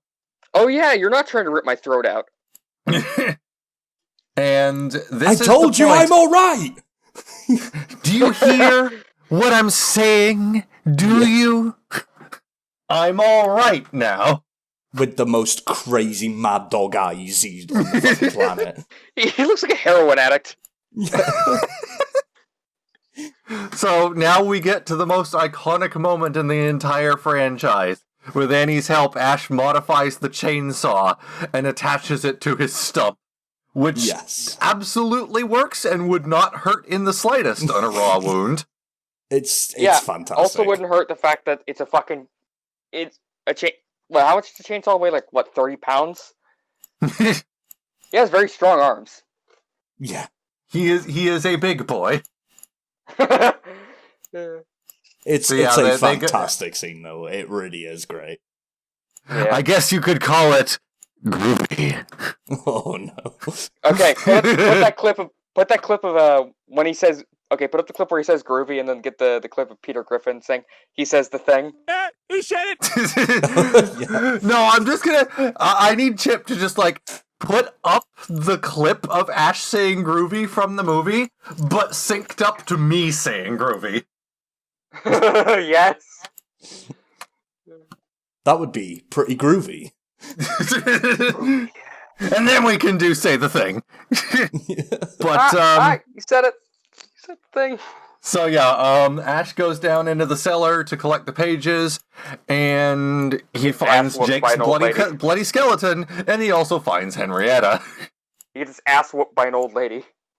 Yeah, and Henrietta is she's absolutely done with this shit because she absolutely horrifying as well. transforms into just the most ridiculous looking thing I've ever She looks seen. like she looks like the giant claw, if you've ever seen that. No, she looks like that one enemy from the Shadow Temple in the Ocarina of Time. Oh, yes, I know what you're on about. the one that so eats do your I, head yeah. if you let it get too close. Fuck that, by the way. Guys, I thought. Okay, here's the evil or the. Here it is. Groovy! Oh, The giant God. claw. She looks like that thing. Look at it. No, I was thinking Dead Hand. That's what it's called. Oh Let's God, see. that thing. Yeah, from Yeah. Ocarina. It's So they were referencing Evil Dead when they did that, right? Wait, that's the wrong image. Hold on. That is the I image. copied the image correctly, goddammit. Hey, Groovy! there we go. Yeah. It's like that's what I first thought when I saw Henrietta in her new form. What is that? Why is Thomas there? I don't know. I don't know. What is happening? Why I is don't know. why is Thomas going He down the looks Welsh so countryside? With a fucking what is going on? He looks I don't know. He looks terrified. petrified. Put this on screen, but just slowly zoom in on Thomas's horrified face. Oh my god. Oh my god, I have a great idea. For when we cover the end of this movie, when the thing busts through the door, make that the face of Thomas. That sounds like a lot of keyframing, and that's fun as shit. Please do it. Oh, it'd be so worth it though. So yeah, That was so good. Ash lures Henrietta up to the surface and fucking lops what was the scene? What was the catchphrase? Come get some. Yeah, Come she's get trying to read some. from the book, and Ash is trying to basically stop Henrietta from fucking killing her. Yeah. And he Shout outs lops to her the head fact off. that as soon as Henrietta transforms into this thing, it just starts making fucking monkey noises. Like, what the fuck? Oh, by the way, like, are it's we are we talking about the musical separately in this, or are we just like No, we're just talking about it as we go along. because I need to mention before we move on to evil Army of Darkness. My favorite song in the entire musical is the bit where do the Necronomicon. No, the professor's daughter. What's her name? Every man in my life is Killed by Kandarian. Kandarian demons, and it goes. The song is fantastic because it almost means that like the Necronomicon has nothing to do with this. It's just her. It's a plague that she has brought down with her presence. Because like at first just it's like been Ed. happening for like 20 years. Yeah, well, at first it's like Ed, and it's like, all right, okay, I see the joke is like Ed's been the only man in her life, and then it's like her dad, and I was like, yeah, that's understandable. And then she goes on about like her high school crush, And then goes on to explain that no, literally everyone who even every single shakes man. her hand, every single Killed man in by her Kandarian life demons. is killed by Kandarian demons. It's fantastic. I forgot to bring up this thing when we talk about the hand. The hand attacking Ash is actually a reference to I know it's kind of late, but it's a reference to a student film that Sam Raimi made about the hamburger helper killing people. Oh, that's fantastic. Okay. You can Also, look it up, it's can really we- fucking good. Can we also say how impressive the musical is with those practical effects? To be done Yes. live, by the way. Like, the bit where Ash is losing his mind and the entire fucking set starts moving is pretty Yeah, fantastic. they definitely Does it have a go lot up of stage hands back behind the walls turning dials and shit for that. I mean, it's Yeah. great. Yeah. And There's also a lot of good use of like light work in the play to like you dim the lights to hide Yeah. certain things being changed. Okay, so now we get to one of the most famous scenes in the entire Evil Dead franchise. When Ash cuts off Henrietta's head, and Liam, she says... I have it in my notes actually. I'll swallow your soul. Swallow this. Yeah. I was hoping you would do the voice modulator. Right, reset. give me a Okay, moment. go. I'll swallow your soul! Swallow this. Bang! There Fucking we blows her head go. apart. Sorry, I had to channel my inner Deadite there, my bad. You see, there's no And, modulation going on there. This is just me. I can do that voice. And then the professor's daughter gets stabbed in the back by Ash's evil hand, who flips him off. Yeah. But And, apparently in... Because she's taking 20 years to read the fucking, 2 pages. Well, to be fair, it's fucking dead language. What do you expect? The dead language that has been spoken in 4,000 years. What the fuck do you want? Apparently in the old alternate opening for Army of Darkness, it wasn't... She was made non-canon as well. It was Yeah. Ash reading off the pages. Yeah. Wow. It's like every But, movie that comes out just decanonizes all the side characters. Pretty much. But then the evil busts through the door. It's creepy ass face. The And fucking Ash- Kool-Aid Man-esque motherfucker. Yeah, make sure to make that scene with Thomas's face. It's just chomping constantly. That's all it's doing. Yeah, try to eat him. It's just busts through the door and nom nom. Yeah, I that, mean, that let's- thing is supposed to be the embodiment of the POV shot. I mean, let's be honest. If there's one thing we have determined that the Deadites want to do, it's eat your soul. So, Yeah, that's what demons do. And then Ash just shoots in the face and gets sucked into a time portal. No, he chainsaws it in the eye Right. Sorry. before Annie fucking recovers for a moment for her last breath and finishes the passage, and then the portal opens, and you go back in time. Then Ash gets sucked into a black hole. Yeah. Where he sees a bunch of guys from Monty Python. I mean, we might as well not talk about this ending because it doesn't happen. Yeah, they just immediately praise him in this version, but that's not what happens at the beginning of Army of Darkness.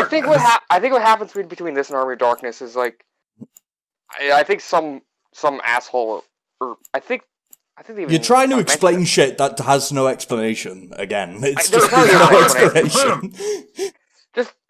There's a way to connect Evil Dead 1 and 2, isn't there? Yeah, it's the fact that it's Evil Dead and it's all bullshit and it's great. But yeah, Ash kills a puppet on a string, Yes. and he gets praised as a hero, and he does that pose for the book. Oh, and also his car gets sucked back in time as well. Yeah. I forgot to mention that. That's also Sam Raimi's car, by the way. As well as a singular tree. Yeah.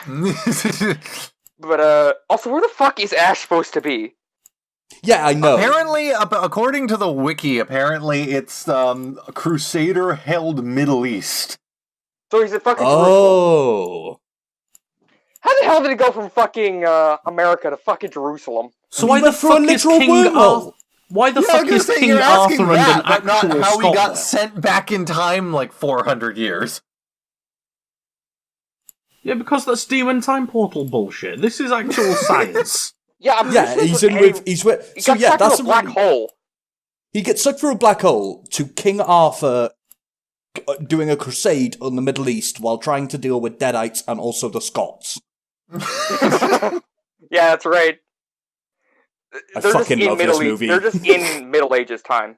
There is no definitive place. They're just in the Middle Ages. I don't think words can express how much I absolutely adore Army of Darkness, by the way. It's a fucking so good. fantastic film. It, as I said earlier, it was my introduction to Evil Dead, and it is absolutely... I didn't watch any of the other movies or anything right away after I watched that, but honestly, it stands well enough on its own. It's not the best Evil Dead film, because it's basically not an Evil Dead film. Apparently they wanted to call it Medieval Dead at one point, but the studio was like, nah. Yeah, I have that in my notes as well. One more final bit of trivia from Evil Dead 2 before we move on. A rat that was seen running around in the cellar of the studio was nicknamed Senior Cojones by the staff. Yes. I forgot about that. Ugh. But also, I don't, in the UK at least, I don't know if it was the same in the US, but the Army of Darkness is literally just called Army of Darkness. Evil Dead isn't even in the title. Yeah, it's like that's that here. That's just Oh, the okay, name. that is the same. Yeah, okay. But yeah, it really does feel like an Army of Darkness. Ash just fell into like a Monty Python movie, like the fucking Holy Grail one. It doesn't feel like Evil Dead, but it's fantastic. It feels like he fell into a generic fantasy movie. But apparently this is the movie he always wanted to make. Yeah. Yeah, because he wanted And to do dumb compared shit to like the this. budget of Evil Dead 2, which was $3 million, this one cost them $11 million, and it only made them back 11.5. I So mean, they to made be no fair, money because marketing.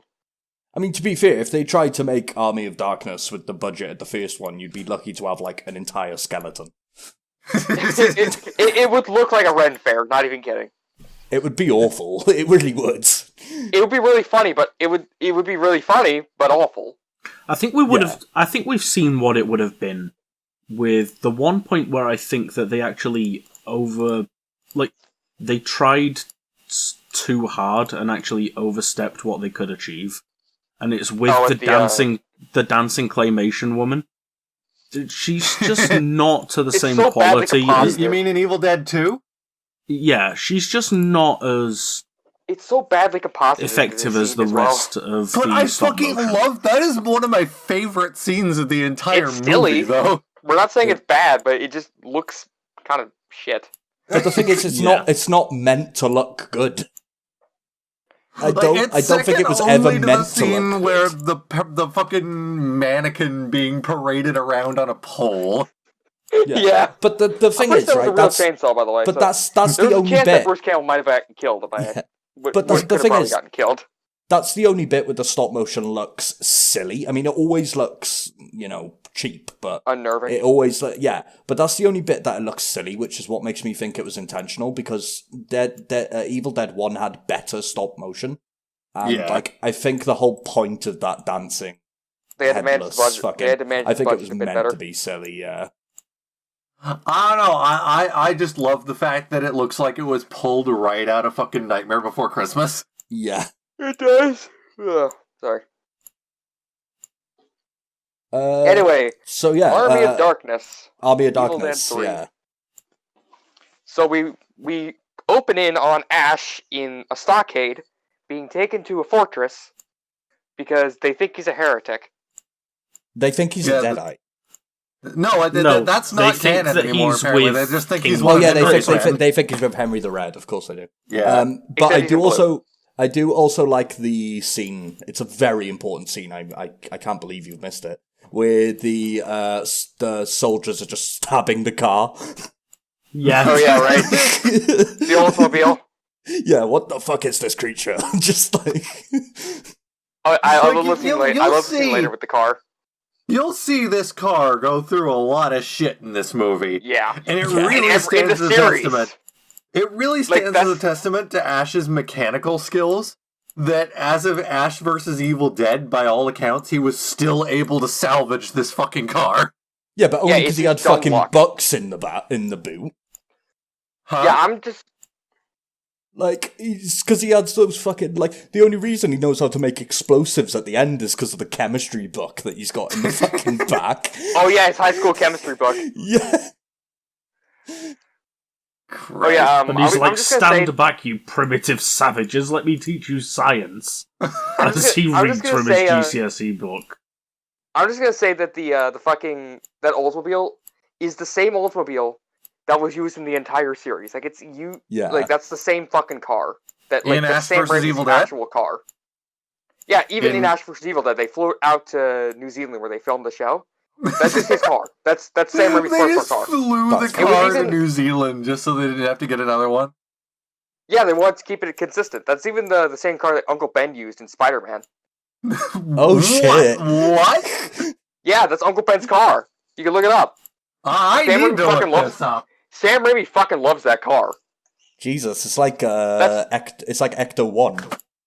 Sam Raimi's like what, 50-something now? He had that car since he was like 17, I think. Oh my god, it Jesus. is the same fucking car. Well, it's like It it's is. like Ecto 1. Ecto 1 is still fucking around. Like it's I mean, to be fair, I mean, to be fair, Sam Raimi has like 7 fucking Oldsmobile that look exactly the same, but that's the exact same car that was used during the filming of Evil Dead 1. Yeah, it's like I think it's the same car that was used within the woods. That's how fucking old it is. Well, yeah, it's like Ecto 1, as shit as the new Ghostbusters was. It's the same car from the like original Ghostbusters. Oh, the hearse. Yeah. You know what the best part is, too? That car got a Lego representation in one of the Spider-Man sets, so we could That's make amazing. a full-on Evil Dead diorama. Oh my god, you should do that, actually. You're going to build that, the Lego Ash, aren't you? That Ash figure that Josie sent the parts list for, Also, what the fuck scene is this? The Spider-Man scene. That's not from the movie. That's got to be a deleted scene or something, right? I'm not sure, actually. But yeah, if Anyway, you look at the scene where Peter is talking to Uncle Ben in the car, and he's like, "With great responsibility, with great power comes great responsibility."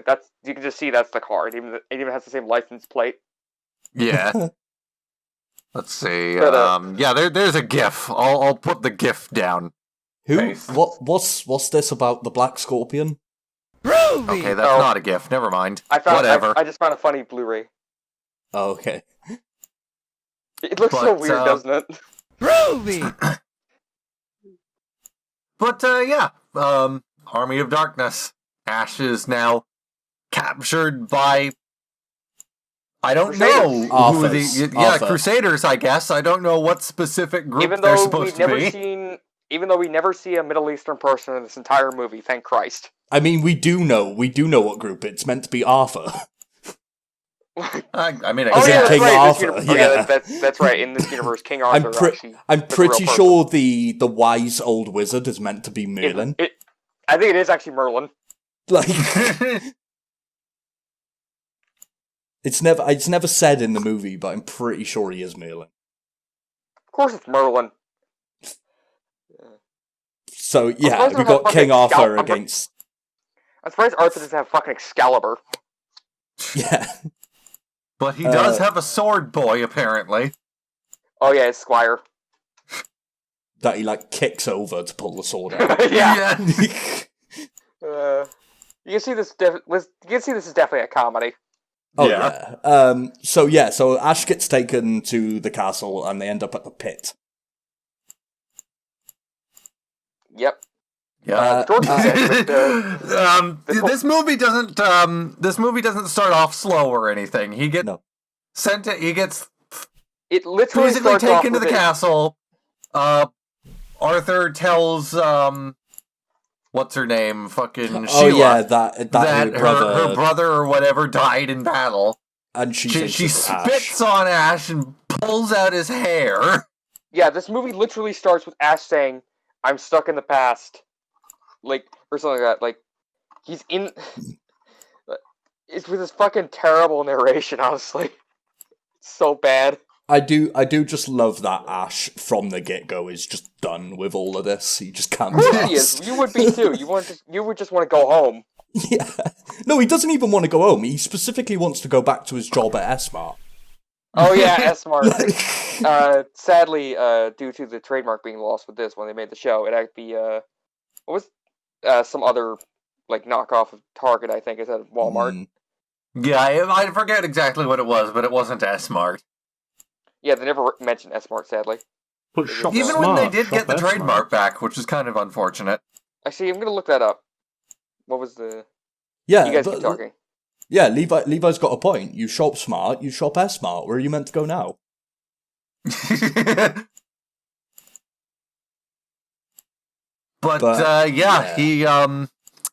they throw a guy into the pit just as a show of force, I guess. And then he screams and a geyser of blood happens. Yeah, and then one of Henry the Red's men tries to run away and ends up getting impaled to a post by Arthur's crossbow. I love they ramped the camera work up to 11 in this movie. Yeah, they really like the following something as it flies through the air shot to the point where they will do it over and over and over again. Even cut from one scene of it doing it to another scene of it doing it from a different angle. I found the name of I found the name of the store, by the way. It's Value Stop. Ah, yes. But yeah, I really like that, and I'd like to know how they did it, actually. My guess would be that, like, it's just a green screen thing, and they're just kind of shaking the arrow on a stick. Oh no, I can Probably. probably tell you how they did that. They probably literally just had someone with a camera and an arrow and run at them and then just Yeah. speed it up. Yeah. Like, that's genuinely probably how they Or did no, it. I like to imagine it's the same way they filmed the Kandarian demon in Evil Dead 1. Yeah, that's what I But mean. it's just like Sam Raimi has an arrow attached to the camera, like a carrot on a stick. And he's just running at this guy with an through the arrow, woods. It's genuinely probably how they did it. And Yeah, plus, Army of Darkness was 90s, right? I mean, special effects had a massive leap. It was like since- 1991, I think. Yeah. It was early 90s. It was still somewhat. They were still stuck in the 80s, basically. But yeah, he's pinned dead. That guy's dead, and then they don't throw Ash into the pit. They I mean, to be kick him fair- up to the edge, and then someone in the crowd fucking hits him in the head with a rock. Yeah, but before this, Merlin is trying to tell Arthur, like, oh, this is the guy from the fucking prophecy. This is the savior. Like, yeah, like... this is And the Arthur's savior just who's like... going to kill the And Deadites. Arthur's just like, nah, fuck it, throw him in the pit. Like, fuck you, you're just a senile old man. What do you think? Yeah. What do you know?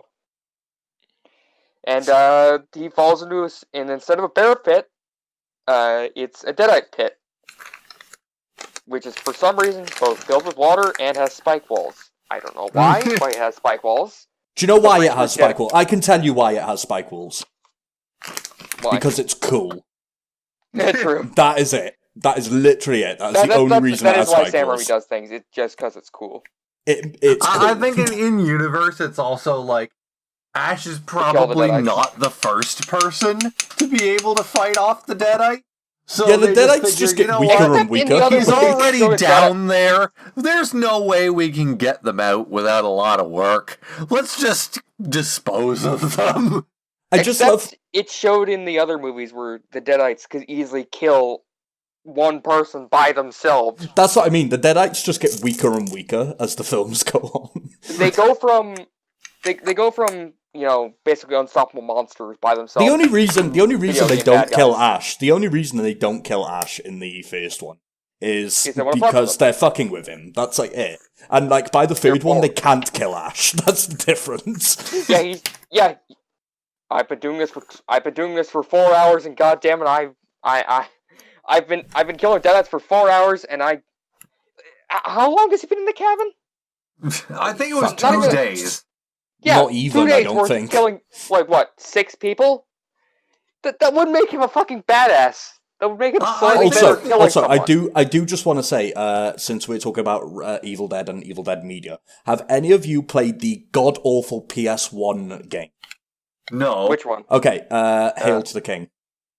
Oh, I heard Fistful of Boomstick was good, but Right, continue. so Hail to the King is god awful. It's basically a Resident Evil clone, but it's better God. than Resident Evil in one way, and it's better than every game Bruce in Campbell? one way. Bruce Campbell, and it has a dedicated one-liner button. Yes. Okay, yeah, Liam, so it's stream like it now. that one Shrek Which game where every you can game press should a button have. to burp and fart. Liam, you need to play that game. It's got a Do it, dedicated one-liner button, which every game should have. Jesus Christ. Okay, so my headcanon about the Deadites here is that there is only one entity, the Kandarian demon, that controls all of these things. And back in this point in time, they're just kind of let loose on the world. There's no like concentration of them or anything. So They just exist.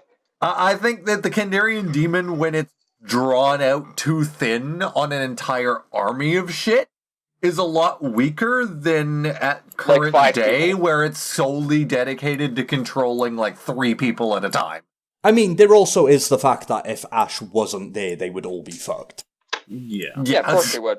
Like, that's, And if Ash Ash is wasn't just there, a badass. then they wouldn't have to deal with evil Ash, or him Yeah. fucking up and causing a giant army to But girl, but not Ash is Ash Ash is J. Williams. Same thing. Ash is the most badass character and also the stupidest fucking human to ever exist. Oh yeah. Remember the part where he can't remember the lines to say? Yeah, we'll get there. Twice. Yeah. I may have sort of kind of forgotten what to say, but I said most of it. Yeah. So where we at? He's in the pit, We're right? still in And the he's pit. fighting. Ash is he's fighting. Ash basically fucks up one of the Deadites. I forget exactly how he fucks it up. He fucks up the Deadite because Merlin throws down his chainsaw. And No, he fucks jumps up the up. one Deadite. No, he doesn't. So, The second Merlin- Deadite. The second Deadite comes up already when he's climbing the train. Right. So the first Deadite. Strange one! No, it's not the shotgun, it's the chainsaw. He throws down the chainsaw, and Ash fucking jumps, and it just lands on his stump. Yeah. It is the best scene, and I love fantastic. that they completely reshoot that scene for, like, I believe the first episode of Ash vs. Evil Dead. It's fantastic. But yeah, he fucks up the Deadite, and then the second one comes out the wall, and it ends up getting crushed by the spikes, I think. Yeah, because Ash pulls, like, the most bullshit thing where he pulls off his belt and wraps it around the chain. Fucking Indiana Jones style. You know what you need to do, Liam? What? Get that scene, put the Indiana Jones theme over it. See God what damn happens. it. You know you need to. What is this you have said? What is this? Hello, everyone, Sorry. and welcome to the What server. am I looking at? This don't is know. an anime server only. Non-weebs You will better be this persecuted. better be playing on screen, goddammit. I hear Yes, some of do you it. don't like anime. Well, that's just too fucking bad. What am I looking at? I don't know. All right then, moving on. I'm sorry. I'm so sorry. I've seen that video. It's I'm sorry. I got bored. I'm sorry. So Ash makes his way out of the pit, and Arthur. some of the Arthur's- best dialogue yeah. in the entire trilogy takes place here. Well, Arthur pulls out his sword, doesn't he, to like fight Ash, and then And he Ash shoots- is and he shoots assuming his it sword away. is Excalibur. Excalibur is just fucking gone now. Yeah. Yeah. Then Ash just shoots the fucking blade of Excalibur off. All right, you primitive screwheads, listen up. This is my boomstick. Stick. Yeah, it's This baby was fucking made in fantastic. Grand Rapids, Michigan. God, this movie is just fucking amazing. The best. It's so good. Also, how does A, Ash have ammo for his shotgun, and B, how does he have gas for his chainsaw?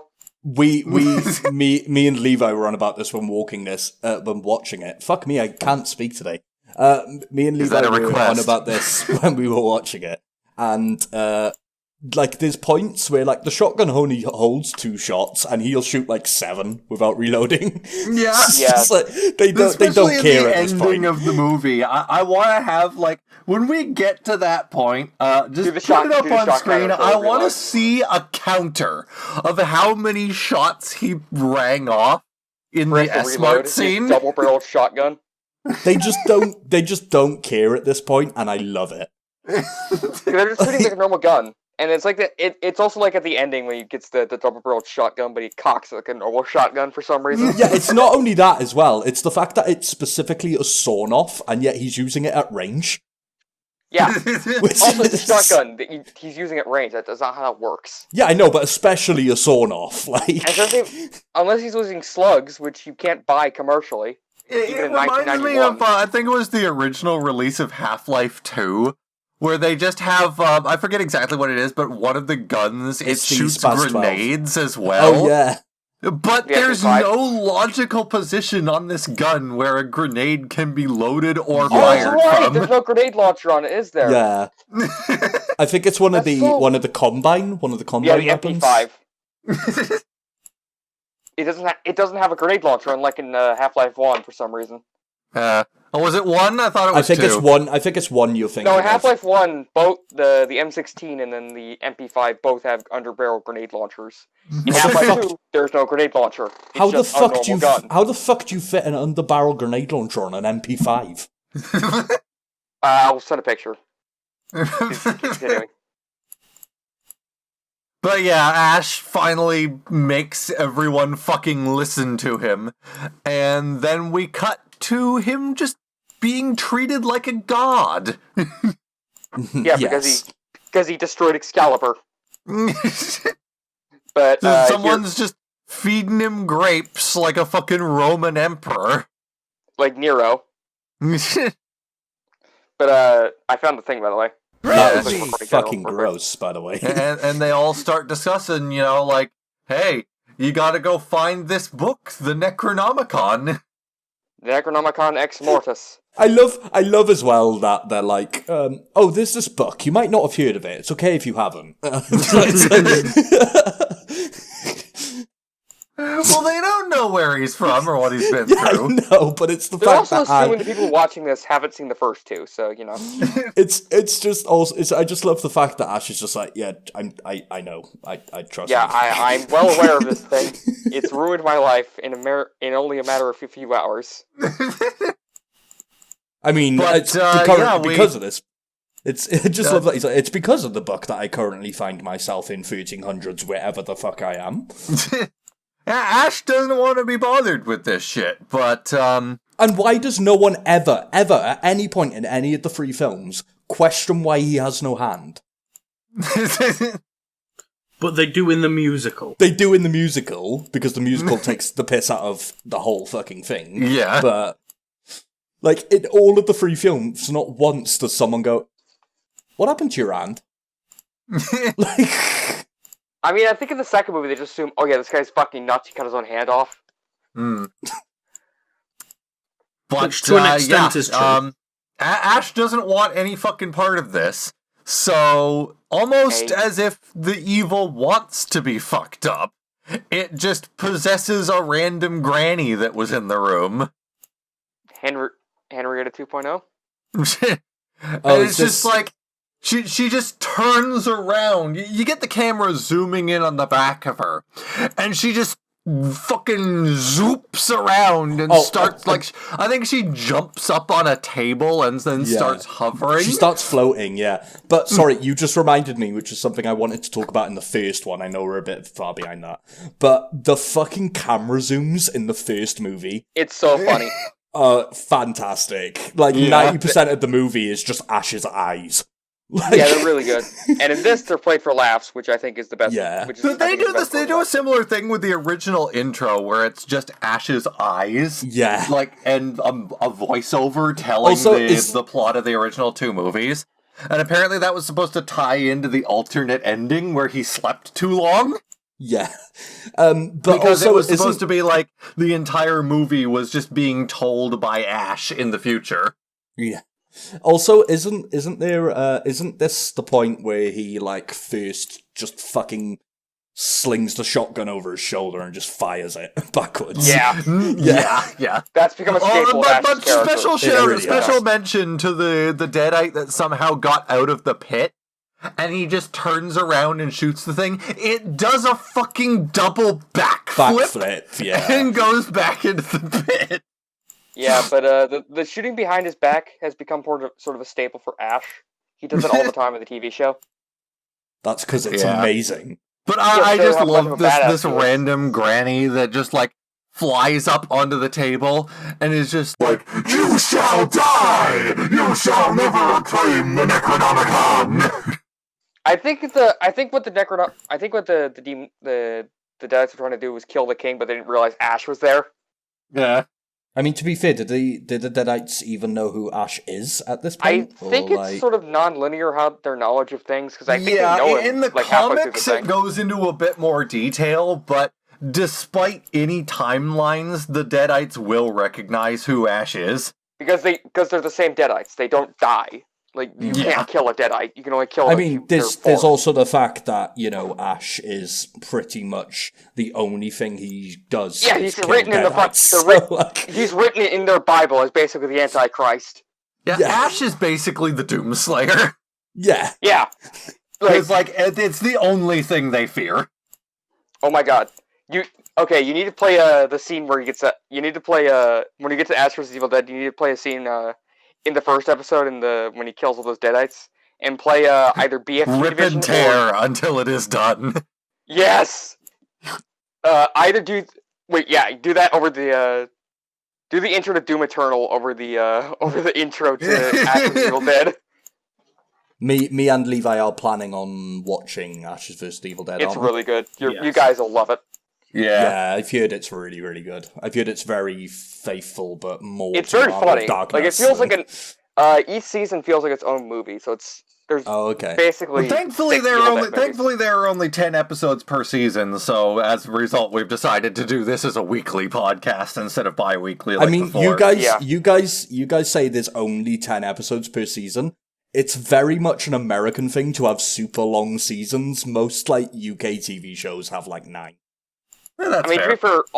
also to be fair, each episode's an hour long. Yeah, it's the same with the UK, but in a season we might have 9 episodes, and that's Yeah, I think the actually way considered that quite America long. works with seasons is sort of like you fill out.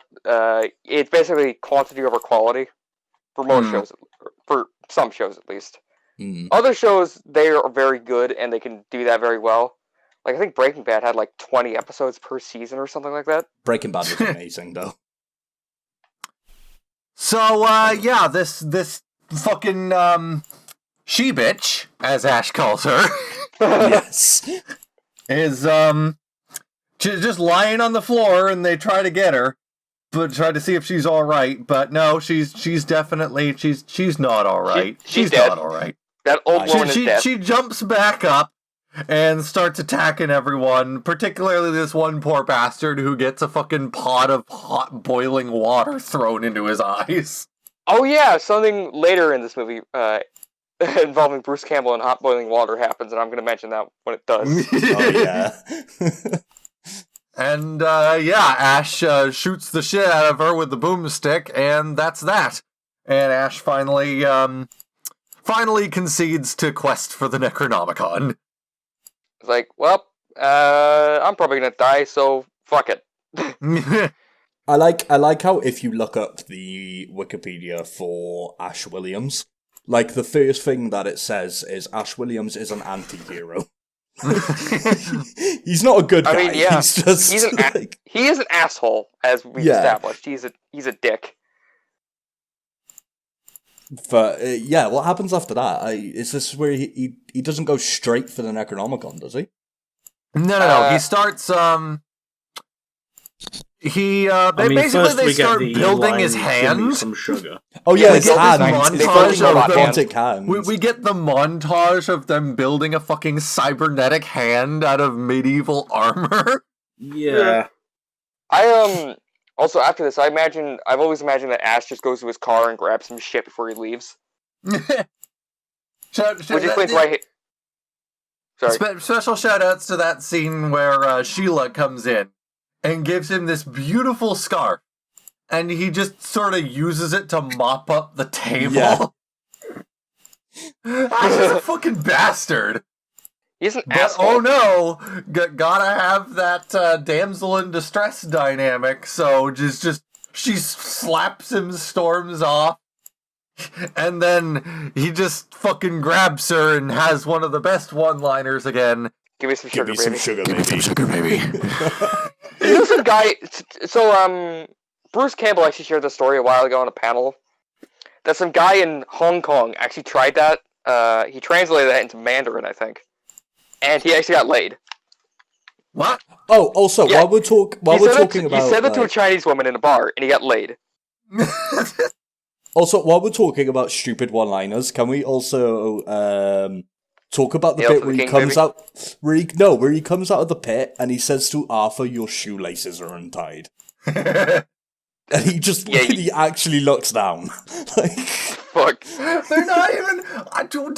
Had they even invented laced shoes at this point in history? So? No. Of course they had to have something to strap their sandals on with and shit. Yeah, but- straps. Yeah, but it doesn't seem that odd to me that they would have perfected the art of cinching leather with pieces of leather. When were shoelaces invented? Had they even invented the bow yet? They did. 1300s, I think they did, yeah. That was a joke. What do you mean You're a 1300s joke. they invented the bow? The fuck are you on? The bow is older than most things. Yeah, I know, I'm taking the piss! When was the bow invented? The bow's been around very, very For long thousands time. of years. Literal Yeah, thousands it's of like... years. Cavemen have used bows. I just want to imagine now the first person who invented the bow is like, look at this cloak nug. I make pretty knot. I mean, ranged weapons definitely have pretty much always been a thing. Like, Yeah. it's humans' nature is, how can I kill him without letting him get close to me? That's like the First we whole used thing. rocks, and now we use nuclear weapons. Yeah, it's like, if there's one thing we've always been good at, it's how can we kill them without letting them get anywhere near us? It's like... Random aside, before we continue. It took longer for humans to go from the Bronze Age to or from the Stone Age to the Bronze Age than it did for us to adopt nuclear weapons. Just take that in. Yeah. That actually doesn't surprise me. Anyway, back to Evil Dead. Yeah, so Ash begins his quest for the Necronomicon, and they're all sitting around on their horses, and the not Merlin, because I guess he's just Random referred to as wizard man. the priest, tells him that he has to, when he finds the book, he has to say the specific passage in order Klaatu, for shit Verata, not to happen. Nikto. Klaatu, Verata, Nikto, which is apparently a reference to the day the Earth stood still. Yes, and George Lucas also referenced it in Star Wars. Because Klaatu and Barada were two skiff guards, and their species Yeah. is Nikto. Well, we also have a couple of Matoran in the rebuilt version of Legend of Matanui that are named this. Oh, I really? hate you. Reference Evil Dead. Did you reference Evil Dead and not Day of the Earth Stood Still when you did that? Yes. You should have named Nikto after when Ash sneezes when he says it. Oh, yes. My favorite Matoran. It's just like Nikto. Anyway, sorry. Well, now we're going on to the windmill scene. And No, hang on, God, the we need windmill. to talk about the I three think different you books. should take the lead on this one, because I hang couldn't on. even begin to describe this shit. Are we not going to talk about the book that sucks down Ash's face? Yes, yeah! the suck book. The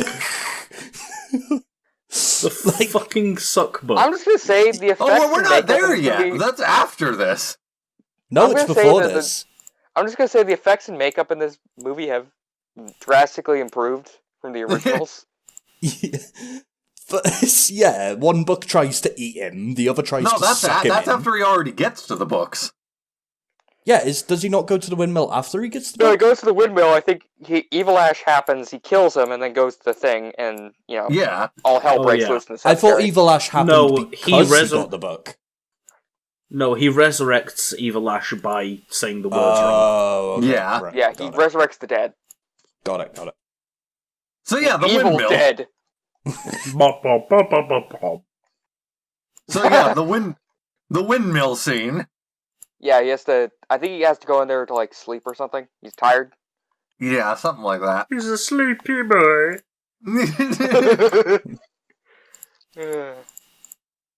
So, Spidey, do you want to describe this bullshit? Sure. Okay, so from what I remember, Ash, he goes in, and everything seems pretty normal, and then it doesn't, and I don't remember exactly how it happens, but a bunch of tiny little clones of Ash are created. He smashes a mirror and they come out of the Yeah, mirror. yeah, that's the right, that's mirror, right. yeah. Sorry. But it basically they parody Gulliver's Travels. They try and kill him, and he. I think they time. No, I think they time for the ground or something, like in Gulliver's Travels. They do all I sorts love of the shit to him, scene. and it's just... We're talking about, like, the bits where they film something flying through the air. I love how he just has, like... He somehow finds this tiny little fire poker and just, like, throws it through the air and impales one of the many ashes on the wall. But, I mean, I think the reason the scene works so well is that it's just Bruce Campbell being beaten up by little Bruce Campbells. My favorite part of this has to be when fucking one of them goes into his mouth and he pours the fucking boiling water down his mouth. That was real boiling water, by the way. That was real one of boiling the water. girders down his throat. No, he would be dead. No, that's real boiling water. You can actually ask him. That's real water they poured down his goddamn mouth. I don't care if he says that's boiling water. He'd be dead. You can see the pain in his eyes as he does it. Look at the scene. There's no way that's actually boiling water. It's physically impossible. He actually fucking did it. You can look it up. You can Get me a source on this, then. It might have been hot water, but it was not boiling. That's not possible. Hot water, sorry, not boiling. I'm fucking stupid. But you know what I mean. Like, he poured fucking hot water down his throat. Because he wanted to make the shot look good. Like, you have to be a serious actor to fucking do that. I mean, I just, like, as much as, To be like, fair, people... we are talking about the same couple guys who are like, when when Bruce Campbell injured his leg during the filming of Evil Dead 1, he just had Sam Raimi constantly poke the injury with a stick during filming to get real reactions out of him. Oh, and also the guy who literally flipped himself by his hip. Oh yeah, speaking of a similar scene during the end of this, so there was a scene, at the end of the movie where he has... I'm just gonna bring this up real quick. So when he's fighting the Evil Ash, I think, and he gets thrown off the balcony. Yeah. Or he actually fucked up his chin because his breastplate dug straight into his fucking chin. Ooh. And he was just bleeding all over the damn thing, so they had to take him to the hospital in full Ash costume, and they were like, the doctor was like, which one's the real one? He's like, why can't you tell? He's like, fucking look at him. But they fix it up, and you really can't even tell, honestly, in the final movie, which is the real cut, which is fake. I just like, as much as Bruce Campbell gets he's a bad actor. He's not, for a starter. I really don't think he is. But no. I think that he's people who say he's a bad actor are wrong. Oh, they're and wrong. And it's just he's so fucking dedicated to that role. And it's just that the scene with him... He loves the character. He loves the character, and the scene with him with all the mini ashes... it's just Bruce Campbell being himself. It's just Bruce Campbell being battered by Bruce Campbell for 10 minutes. He's just having fun. It's great. Yeah. You can tell he's enjoying it. But yeah, the water thing is real. You can look it up. Anyway. But that only made the situation worse, because... he has an eye in his shoulder now. Oh, yeah. Yep. Ugh. Yeah, does he poke the eye? I just love that, when he's running out the windmill, because obviously you don't actually see the eye grow. It's you see the eye, and then the next thing you see, it's two ashes growing out of each other. Yeah. But, I love the bit where he's running out of the windmill. He's like, oh god, it's growing! And then you get to the next scene where it's just a silhouette of Ash with two heads in front of the moon, and they do a fucking werewolf howl. Yeah. Oh my god. And then the next scene, they're just crab walking through the woods. This movie does not give a fuck. No, it really doesn't. It doesn't. It rolls with the fact it's a dumb fantasy movie and loves the fact that it's a dumb fantasy movie. The thing is, though, it's not just fantasy, is it? It's every fucking genre imaginable. It really is. Movie. The only reason I think that this is still a good Evil Dead movie is because Evil Dead 2 exists and really bridges the gap between the horror and the humor. It really does. I think if it just went from Evil Dead to Army of Darkness, people wouldn't have been ready for that. Yeah. This series would have been dead. It would have died. I'm not even kidding. It would have died. But would it have been Evil Dead? I'm gonna rip your dick off. Say that again. So like, now we're introduced to Bad Ash. Evil Ash. No, Not Bad Ash. he calls himself Bad Ash. Does he? I thought he was called Evil Ash. And so, I'm Bad Ash, and you're Oh, Good yeah. Ash. You're a goody little two-shoes. Yeah. Wow. Yeah. So Evil Ash is basically a living deadite. It isn't a dead spirit. It's just, I don't even know how the fuck it formed. He might have. It's not really clear on what Bad Ash is, and it doesn't it doesn't tell Again, you you're trying to anywhere. explain something that doesn't make sense. It's not clear because it doesn't fucking matter. It doesn't care. It just is. Like, I think it's just the book fucking with him again. Like everything is caused by the book fucking with him. Yeah, at the end of the day, it really doesn't matter, because after he's done, kicking him for being a goody little two-shoes, he gets his head blown off. Yep, and Ash buries him for some reason. No, Ash ties him to a table and dismembers him while he's still alive.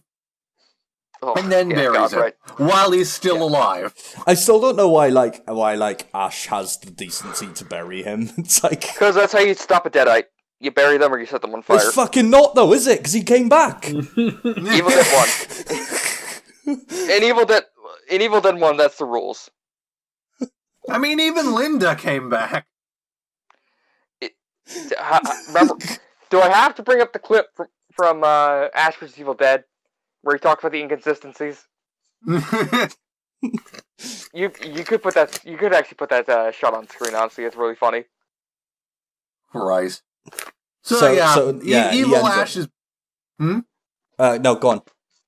No, it's gonna continue. Like, Evil Ash is buried, and he makes his way to the graveyard, The cemetery. and this is the scene you wanted to talk about. It is, yes. Yeah, so I just love the this scene. fucking just trying the 3 books. Obviously fucking up. No, because he doesn't actually try the words until he gets to the last book, does he? Yeah. No. Because he doesn't want to fuck it up. Yeah, so he grabs the first book and it just fucking sucks him in. And you're just like, well, bye, Ash. See you later, I guess. And he somehow crawls his way out, and his face is horrendous, quite frankly. Yeah. The makeup in this is really good. The makeup in Do you know this what is really good. Do you know what the makeup for this reminds me of? Fucking Beetlejuice. Yeah. Yes! I was thinking the exact same thing. But the scene where they're in. know what was in that book. Like, where did he end up for a hot nothing. minute? I genuinely think it's just a trick. It's just... It was just trying to suck It's him. just the suck book. Yeah. No, but like, where did he go? Like, was he just inside the pedestal? He was inside No, the suck dimension. He was Yeah, he was holding just on in a- to the edge of the book. Like, He was inside the suck dimension. Yeah, I think he was like getting sucked into the void and he just crawled his way held out. on and like just crawled his way out, and his face stayed It like also could have that. just been a hell portal. We don't know. Yeah, but yeah, he manages to fix his face by shaking his head a few times.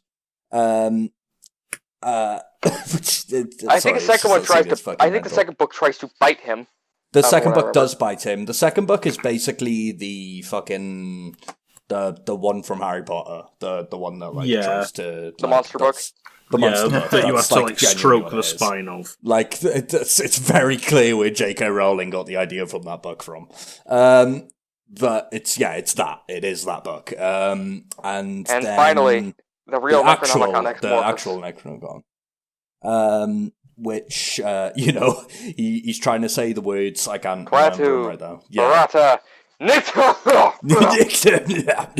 He's just like, and then he's like, "Oh, okay, it worked. Cool." yeah, I love how like He's the like entire graveyard bargaining falls- with the universe. he like is bargaining. He's like I said the words. We're cool. I've done it. I said them. And then the entire graveyard starts to shake as the dead rise from him not reading No, properly. the fucking tombstone starts shooting up into space. This is my favorite scene in the movie that comes up next with the skeleton hands. Yeah. Oh, yeah. In the context, like, okay. When I first watched this movie, this is just Put a this on funny screen. scene. puts on This is screen. just a funny scene. In the context of now having seen Evil Dead 1 and 2, I can safely say that if Ash didn't fight off those skeletons, he would have gotten bone raped by them. Yes. Okay, you need to put the scene on screen. Not the bone rape, the skeleton punching. not the bone rape. That's what we're I guess you titling could this say episode. Ash Yes. was about to get boned. Not the bone rape. That please. That's make the that title. That sums, Not up, the bone that rape. sums up all 3 movies. No, the title is going to be Cunt Punch. Yes. No. Yeah. Cunt Punch the musical. I don't, Demonetization. I don't think YouTube are going to allow you to have the title No, Cunt just Punch. asterisk out the middle. Do it. I think I said something along the lines like when we watched that scene, Levi came up with the magnificence of cunt punching. And I think I said something like she well and truly got twatted. Which was Oh my god! Jesus.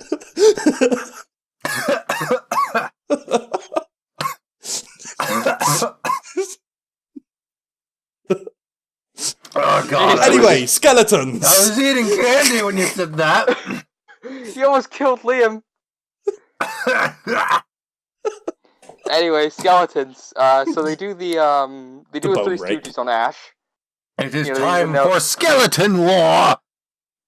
So they do the ears, the nose, the eyes, and I think they even pull his tongue at one point. And then it just fucking shoves its entire arm down his throat. Yeah. And then these Jason the Argonaut looking motherfuckers climb out of their graves as Evil Ash resurrects. I And live again. they actually reference this actually the where I actually knew this quote one from was actually the game Blood. Have you ever played it? No, but I've It heard was- of that. It's on the same engine as Duke Nukem 3D, and that's the first thing your character says as the game Huh. starts. Interesting. Because anyway, back to the That is quite interesting to have a movie from the early 90s referencing a video game rather than the other way around. No, it is the other way around. Wait, The it is game the was other- referencing the movie. Oh, okay, right. Yeah, because the game came out in 1998, I think. Okay, got it.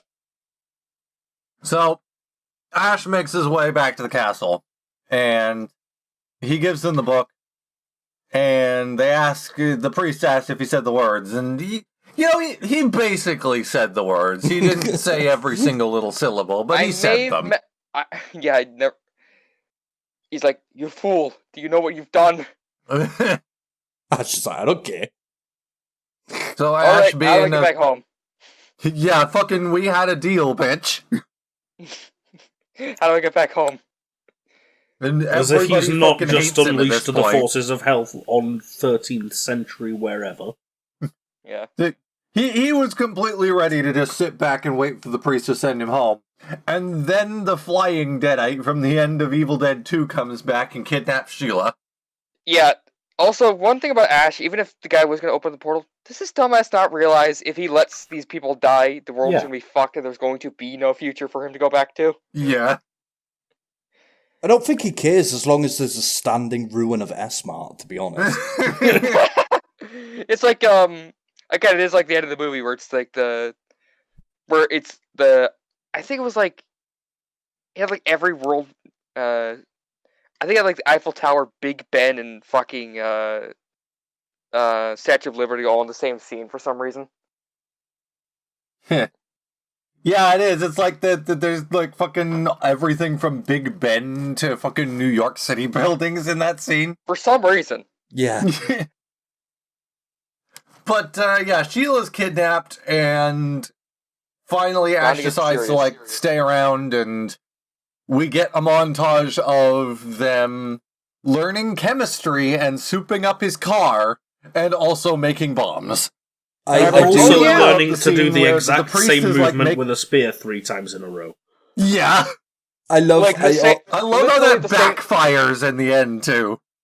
It's literally the exact same like sort of training scene you see in everything, where they Yeah. like even in the Mandalorian, where they have to train the villagers to fight the pirates. Yeah. But I do love as well. It's so small of a detail. It's like a 5-second skit, but it's amazing. It's like when they first made the bombs, and Merlin's like, "Oh, I wonder what happens if I put it on this flame." I was just gonna mention that. Yeah. It's just. Also, I still love the fact that Ash still has his chemistry book from high school for some reason. I mean, have you actually seen what's in the boot of his car? There's like It's fucking because they're loads of supposed. shit. It's because they're supposed to be on spring break. Oh Oh yeah, yeah, that's right. that's a really good point, actually. I honestly Wait, thought what because was of his that? age, I thought he graduated high school and forgot to get rid of it. No, But, Levi's right. They were actually on spring break. It's just because the age difference between Evil Dead 1 and 3, it's like, oh god, yeah, he's right. What Yeah, the that's fuck? still actually only over the course of like 48 hours. Yeah. Anyway, back to the movie. So we at this point we pan back to the graveyard where Sheila has been very definitely raped by Evil Ash, Jesus along Christ. with a bunch of other women that they apparently kidnapped at some point. But you never see them again. And then she And, goes, "I may be bad, but I feel I love it. good." I may be bad, but I feel good. This just the Evil Dead is just full of rape, isn't it? Really, that's like all it is. Like, The Raping Dead. That sounds like a subtitle for The Walking Dead, honestly. Oh no! It's almost like the movie was made by Horny teenagers. No, not what I was I thinking. mean, it No, was the made by horny inspiration- teenagers, The but- inspiration for the Alien, what was that?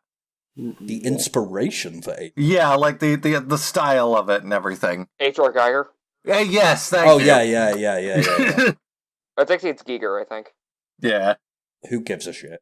The guy's dead. Who cares?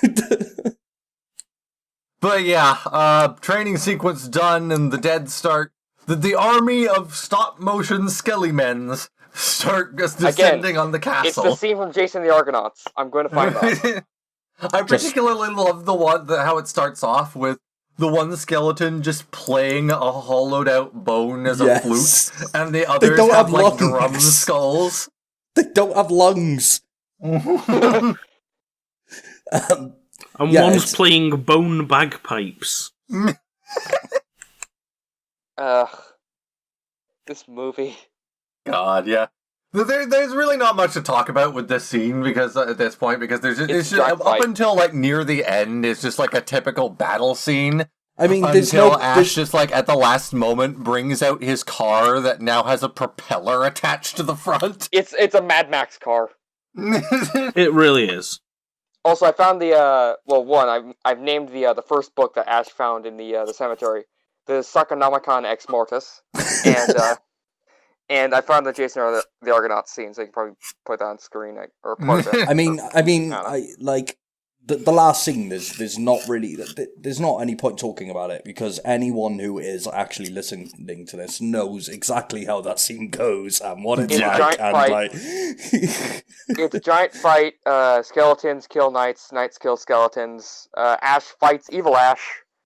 He does the particularly Pirates like of the the part Dead. after He Evil does the Ash Pirates has of the been, had his Caribbean face thing. burned off, and he just climbs back up, and his face is a skull now, and he just says, "I have a bone to pick with you." yeah. And then Ash launches him into a catapult. And kicks him then into a the catapult, payload is launches just him. attached to his ass. And he launches. Gets launched by the catapult. I think he explodes, from what I remember. He does. Yeah. Yes, he does. For some reason.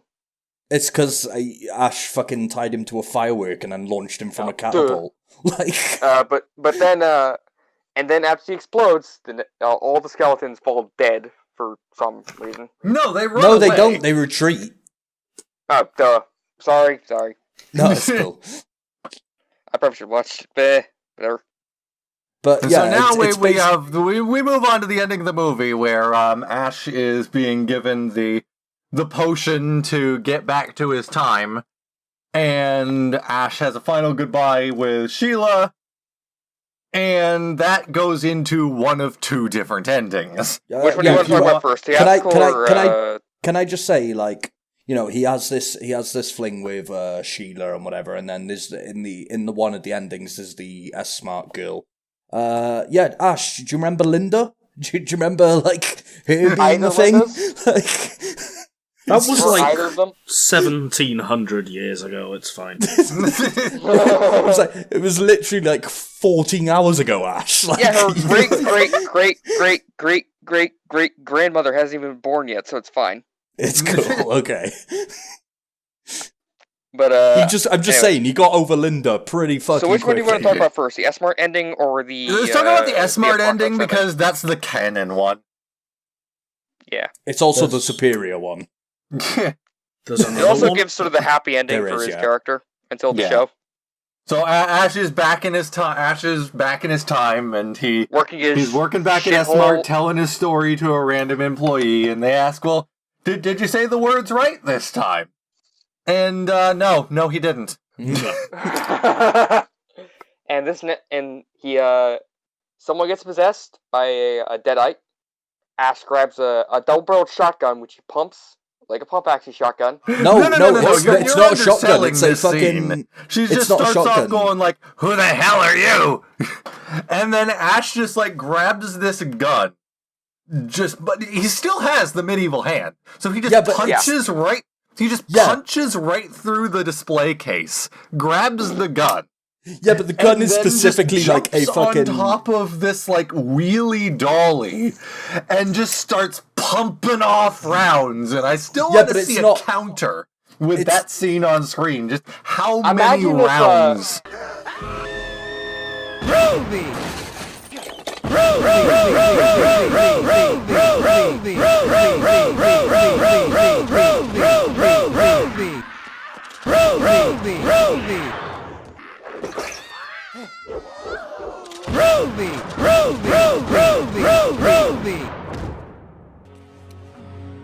Hail to the king, baby. Groovy! Yeah, but it's not a shotgun, is it? It's a fucking lever rifle. Like, he just starts also, like that thing would not be loaded. That absolutely not. But it's just great. Like, but yeah, it's not a shotgun. It's a fucking lever like cowboy fucking thing. Yeah. But, I mean, to be fair, he also fires like 50 shots. So yeah. And then he grabs that random woman and sexually assaults her. Hail to the king, baby. And it is the best line they could have possibly ended on. Yeah. And I just love how Duke Nukem just stole all of its one-liners from these movies. Yeah. Of course they did. They're the best. Jesus and now we're going to the bad ending. Hang on. Yeah, Ash forgot to save the right people during his story campaign and got the bad ending. Hang on, before we... Levi, are you where you're muted? Yes, I was aware. Okay. Sorry. I was on the phone. Okay, so, bad ending. Okay, so basically the the ending was a little bit different when the priest was giving Ash the potion. You mean Merlin? He was in the real ending. He was told like, take this, say the words, and you'll be sent back to your time. Yeah. In the alternate ending, it relied specifically on how many drops of the potion he could take. It was specifically 6. It's specifically 6 drops. Yeah. He takes 7, I think. He takes 7 because he was distracted by something rustling in the rocks. He gets to 5, and then like the rocks fall, and then he does 5 again. Yeah. So he does 5 twice, and then the 6. So he's done 7. And then he wakes up in the apocalypse, and it's just literally the end of the world. And he wakes up. It kind of looks like Earth in Doom Eternal, if you've ever seen it. Yeah, but he's just wakes up. He's got a giant fucking beard, and like he's covered in cobwebs. He wakes up, he goes out, and then he's like, he walks out, and there's like Big Ben and the Golden Gate Bridge, and like fucking the pyramids of Egypt, and the Eiffel Tower. Yeah, but it's like the world is I quite slept clearly too ended. long. And that's it. That's how it ends. He ends with him going, I I slept slept too too long. And it just fucking ends. And it's so Yeah, it's shit. very anticlimactic. He doesn't even kill a Deadite in the end. It's so shit. It is I'm It so also glad just they went with the robs ending him they did. from the happy ending he kind of deserves. Not that kind of happy ending that he probably wants. The happy ending where he gets to go home and I mean, probably to be fair- accused for killing his friends. To be doesn't fair, it's even Ash want- Williams. I'm sure he has multiple happy endings every week. He doesn't Wow. even want to go home. He just wants to return to his Yes. corner of Esma. Just one more thing. They bring this up in this TV show. He went back home and he gets accused for killing all his friends because he was covered in blood. He had a fucking chainsaw hand and a shotgun. He was like, But "This guy's we'll fucking get to insane." that when we'll get to that when we start in on Ash versus Sorry, Evil Dead. sorry. I just Yeah. thought that was kind of appropriate to put that in because how do people fucking react to him having a robot arm, especially? Yeah, but like we barely have that technology now. It's like- Yeah, and fucking back in the 1400s. Yeah, no, he would not have that. The fucking 14th century. But yeah, that was the original trilogy of movies. Do you know? They're actually pretty good. They are. Yeah.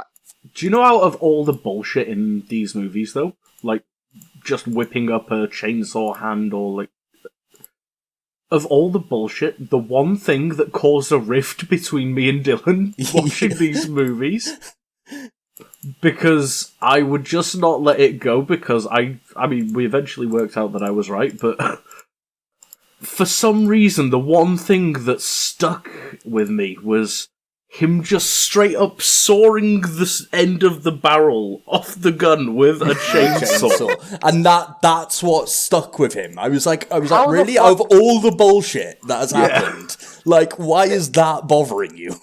Oh yeah, in Doom, they actually reference Army of Darkness by the fact that he has both the chainsaw and a super shotgun, which is just a sawed-off double-barreled shotgun. I mean, to be fair, you're saying Doom Eternal, but the original fucking Doom had that. No, I said Doom. Oh, okay, sorry. They even reference it in the newest one of the newest Wolfenstein games, where he saws the fucking shotgun in half, and it looks just like the boomstick does. Nice.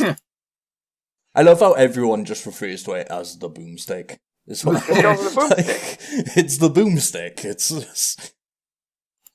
But yeah, the original trilogy, they're good. They're pretty good. Yep. Yes. The first one, scary. The second one is scary and funny. And the third one is hilarious. And, and, you know, are we, so yeah, I guess the last thing is, are there any last sort of tidbits on the trilogy / the musical? Honestly, I still think the musical is a really good way of combining Evil Dead 1 and 2, and I really like some of the music in it. Really well. Yeah, the musical's actually really good. Yeah. I'm so glad I managed to see that live last year. I wish I'd watched the musical, but I was like, yeah, I don't really want to. Why Like, not?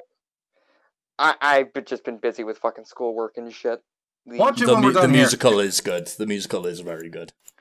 I don't know. It basically Like, just tapped out. tries its best to seamlessly fuse all three. I mean, to be Well, fair- the first two, it doesn't really do I the mean, third. to be fair, with a little editing, you probably could seamlessly put them together. But Little even- editing. Well, mostly just chopping the endings off of chopping the endings and the beginnings off of each of them. Yeah, but how do you do that? Because half the characters aren't fucking in the second one.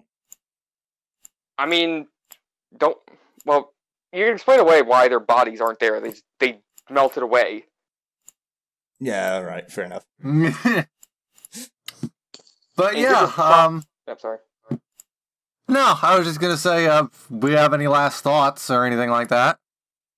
Oh, I was just gonna say, like, if you want to edit together Evil Dead 1 and 2, just basically cut like the first 30 minutes of the Evil Dead 2 off and stitch it to the end of Evil Dead 1.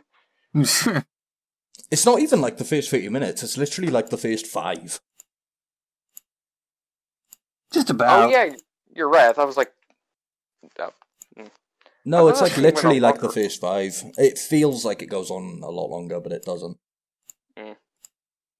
And with that, I think we'll wrap things up on here. So, in the next episode, we'll be covering the first season of Ash vs. Evil Dead, which will be really fun. My favorite piece of live-action television of all time. Nice. And in the meantime, You shall die! Oh, cool. Thanks.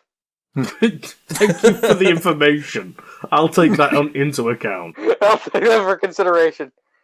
we'll see you on the next episode, guys. I'll see you on the next episode. I'm just gonna go change my underwear again. So.